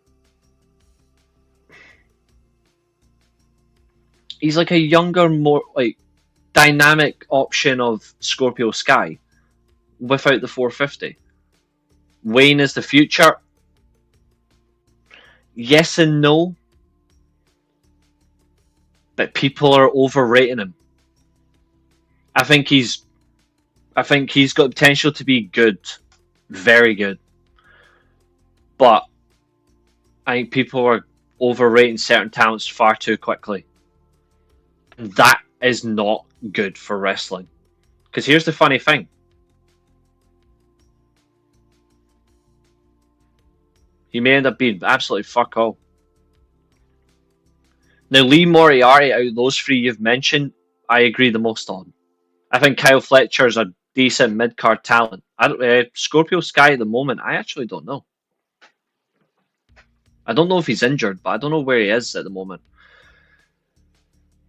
Is he a podcaster? Quality. Nick Wayne, lower to middle card wrestler. Kyle Fletcher, mid to upper card. Lee Moriarty, I can see him as a main eventer.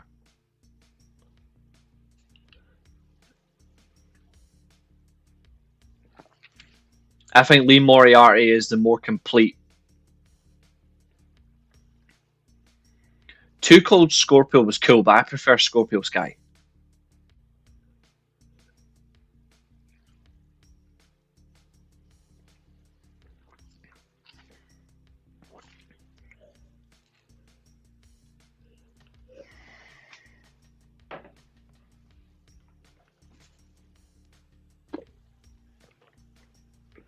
And for the record, I would love to be wrong about Nick Wayne. I would love to be.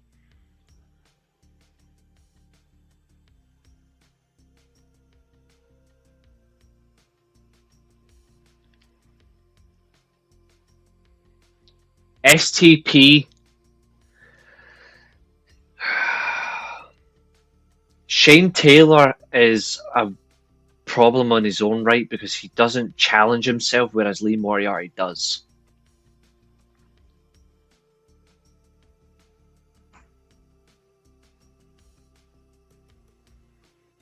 A true student of the game. Are you forgetting who I am?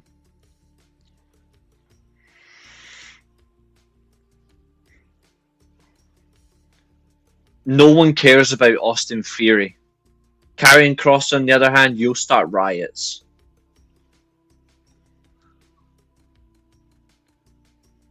Tony's fumbling Athena.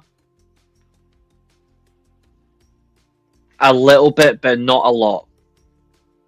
She should be on the all-in card. I will agree with that, but you can't say she's being fumbled if she's over a 900-day title reign.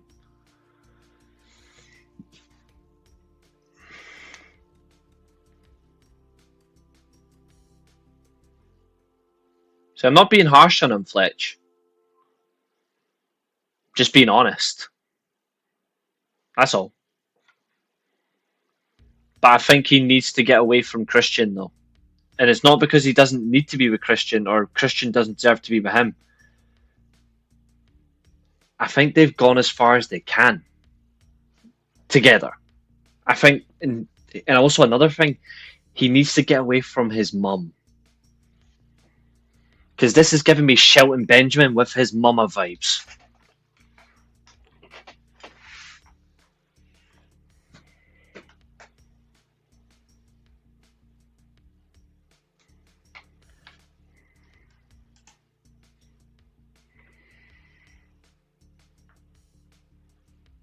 The reality is I can say the exact same thing, but then I get challenged on it.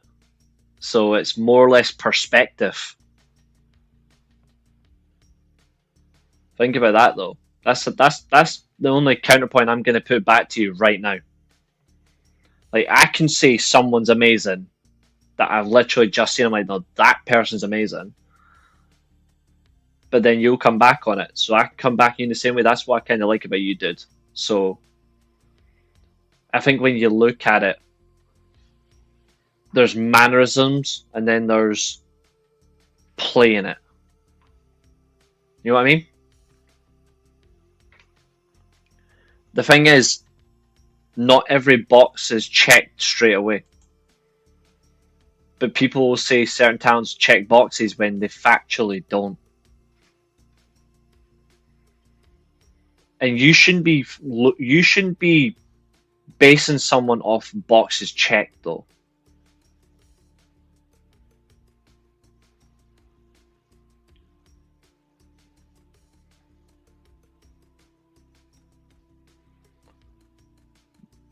When I'm talking about a pro wrestler, I'm not basing on, oh, this person's a draw, or this person's perfect on the mic, or this person is technically sound. I could watch them for 60 minutes and I wouldn't be bored.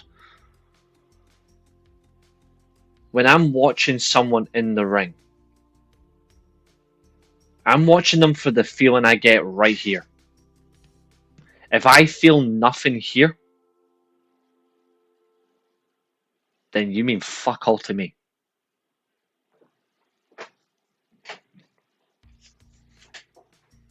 And I go with what I see in there and I go with the gut.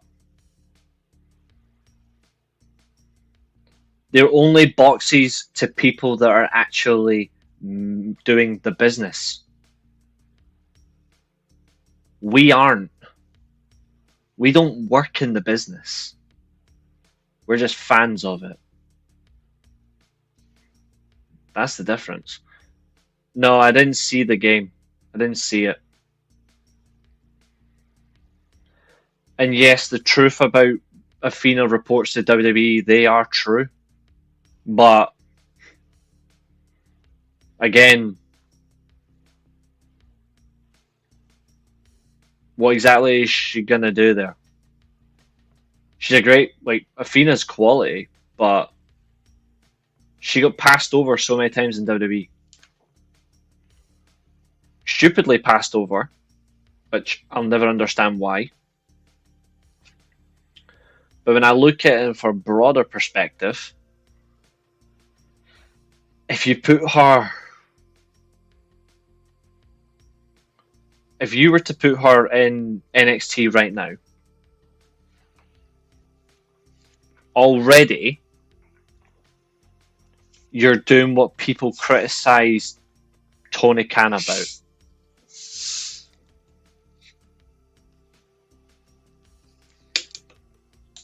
And if you think I'm bugging on that, I guarantee I'm not.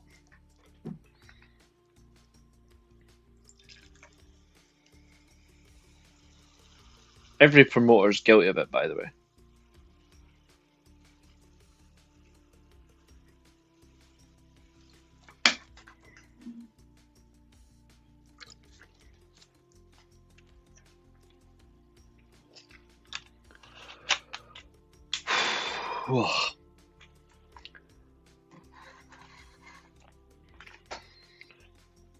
And then you push Blake Monroe down the card.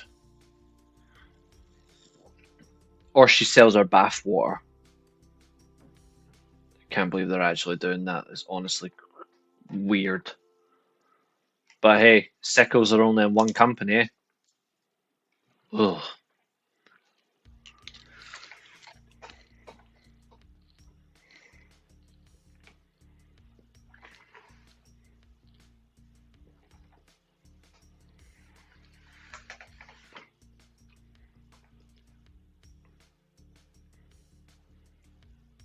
I don't think it's close-minded at all. I'm saying, what I'm saying is how you think boxes are ticked aren't essentially how they're ticking boxes. So like, I could say somebody who I think is absolutely brilliant, but they might not even be valued by a particular area because it's not what they envision. So that's nothing to do with bias or preference or anything like that. What I'm saying is how we see the business is actually how the business actually evolves, but it's also how the business can also go backwards. And I've already said it before, and I said it on last night's show. How we see somebody and how we see something being booked now, our opinions generally mean fuck all. And those aren't my words. If you're watching WWE, for example, those are Nick Khan's words from last night. Our words mean nothing. Our views mean nothing because they don't care about what we think. If they cared what we think, they would have a better product. Yeah, I'm not sure if it's going to be on their YouTube channel, but they are promoting the fight, yes. But they're promoting it because of TKO.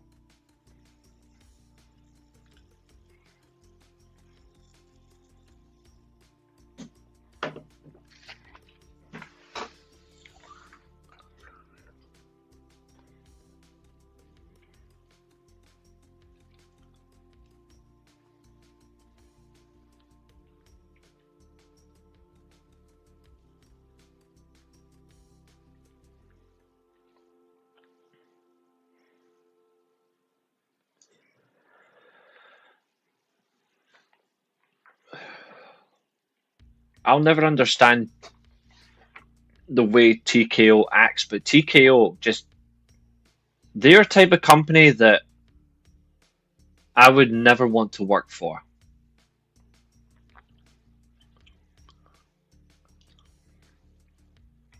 But remember, TKO isn't the reason that WWE is in the mud.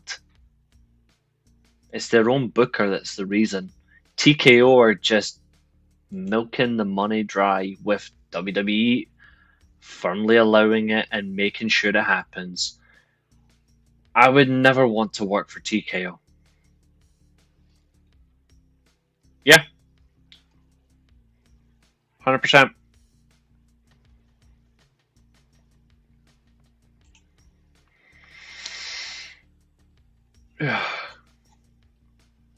Ugh.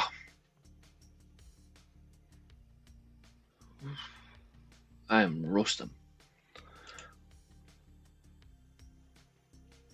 Yeah, they're gonna have wrestlers for they're gonna have TKO tattoos on their bodies. And then people are gonna be like, but MJF had an AEW tattoo, and then we're gonna be like, are we really comparing tattoos now?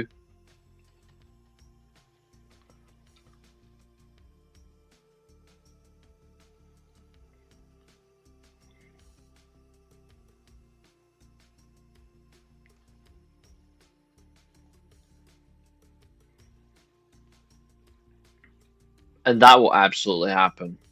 You just know it.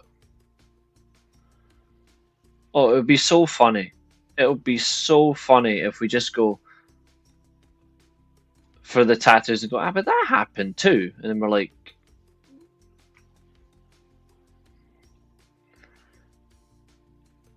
I'd be like, you guys are on drugs.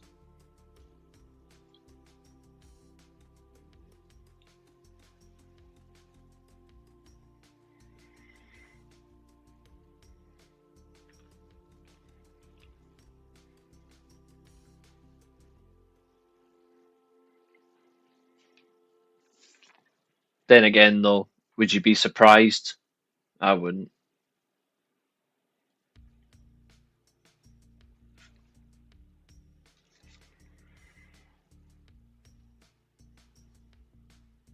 Nah. I hope they all disappear. I absolutely hate them. Ugh. Right, anyway.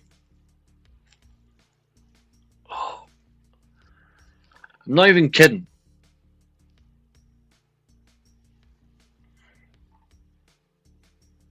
We have been live for 3 hours, 35 minutes.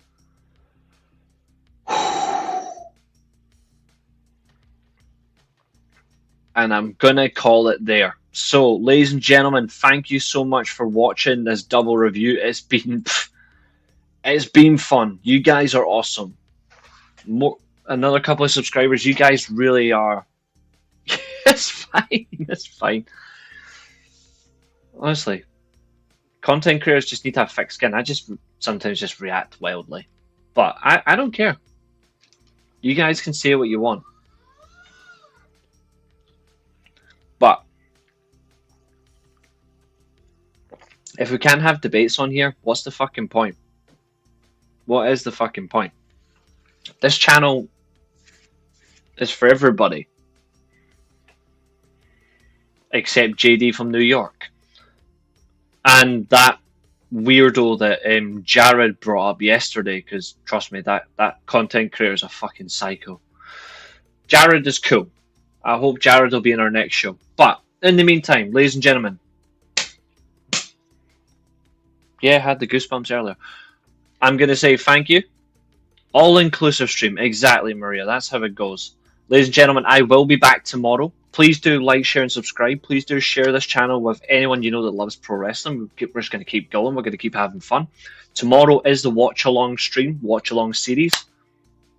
And I believe the first match, it's Bret Hart versus Stone Cold from Survivor Series.